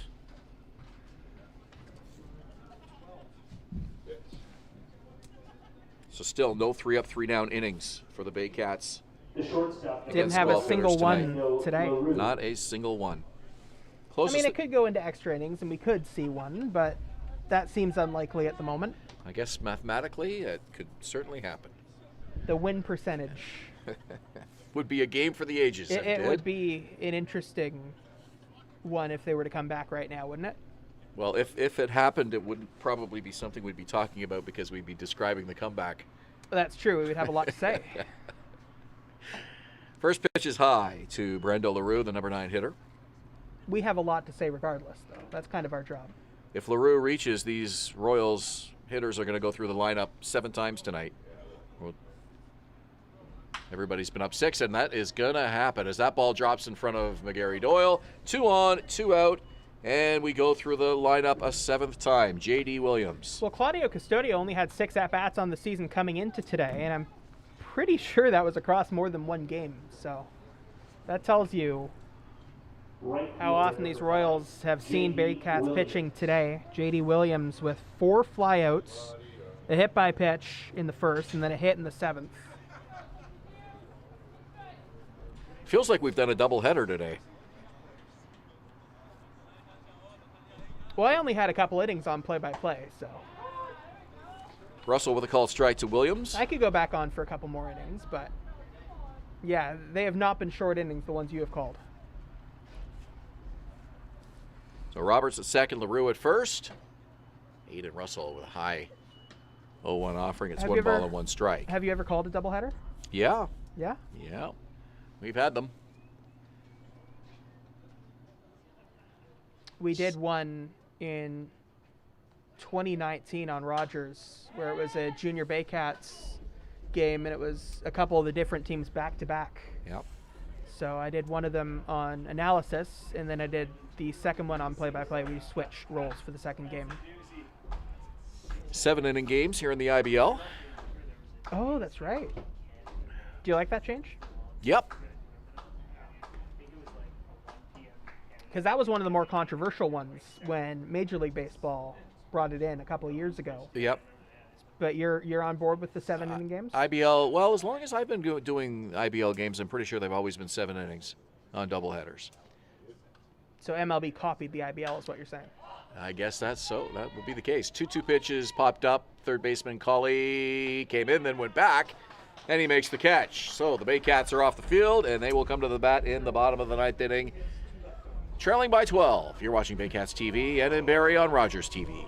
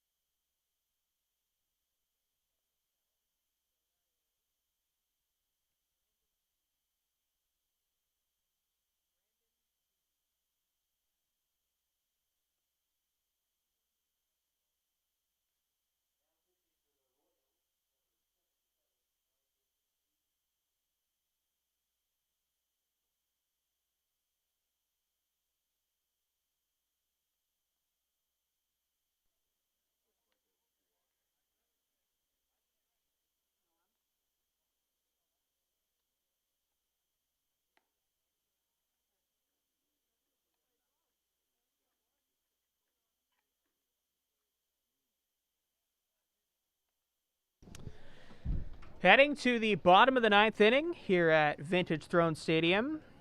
Welcome back. This inning is brought to you by Mr. Lawn Care and Landscaping. Mr. Lawn Care and Landscaping, servicing Simcoe County for all of your landscaping needs. New pitcher for the Guelph Royals is Brandon Deans, making his second appearance of the season.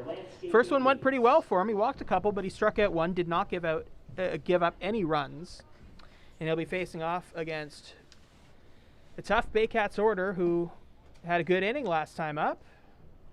It'll be Brendan Colley to lead things off, and back on the mic for the 9th inning, here is Ben Davey. Thank you, Patrick. As Colley comes to the plate, Deans concludes his warm-ups. Got a call just last week and was asked if he wanted to play, and he made his debut against Kitchener in that 13-12 game, worked just one inning. And this will be his second IBL appearance here tonight with the Guelph Royals. The third baseman, number 17, Brendan Colley.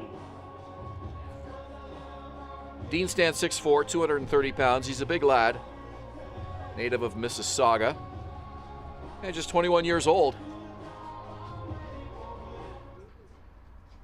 The right-hander will face right-hander Brendan Colley. The 2-for-3 night with a pair of doubles. First pitch from Deans. Called strike 0-1.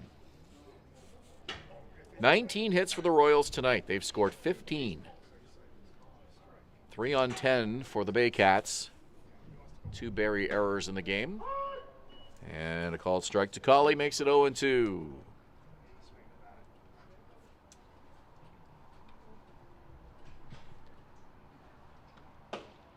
Called strike 3. Chris Walters ringing him up. Boy, you can really hear that home plate umpire when most of the fans have gone home. Yeah, we're down to what, 40, 50 people here? Yeah, maybe? there aren't a lot of people left at definitely less than 100 people here at the ballpark. The park right now, but Sunday night. Yeah, what do you think of these Sunday night games now that we've got a couple of them? Well, I like the Sunday night games as long as they don't go more than 3 hours. But it's a nice way to end the weekend.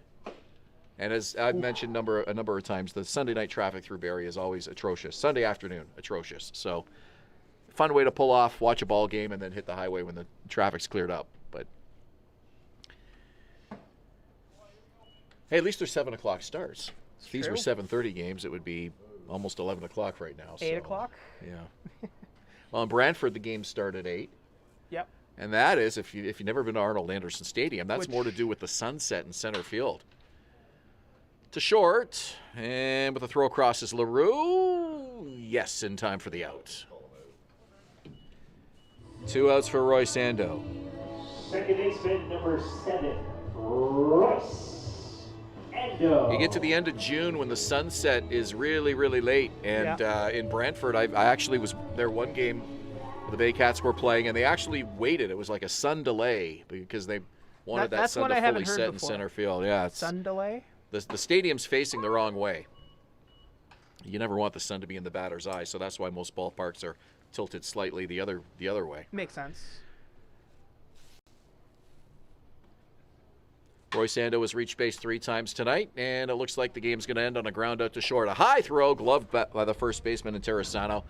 Applies the tag, and that will do it. So a very long night here at Vintage Throne Stadium comes to an end as the Baycats suffer their most lopsided defeat of the season, 15-3. Yeah, it wasn't their night. I mean, I'm not saying anything other than the obvious there. They did not have their best hitting. They did not have their best pitching, but this is one you just put behind you and you don't focus on it and you move right on. I think there were some positives. I think that 8th inning was a nice positive, got a few runs on the board, and I don't think Riley Hoover's start was anything to be nervous about if you're part of the coaching staff or even if you're Riley Hoover. I think it's just one start didn't go super well luck-wise, and everybody moves on from that. So even though it wasn't a great final score for the Baycats, there are some positives to look at, and then they move on to the next one and hope it's better. Enjoy your Sunday night. We'll talk to you Thursday evening when the Hamilton Cardinals come to town. For Patrick Melbourne, I'm Ben Davey. Good night from Vintage Throne Stadium in Springwater.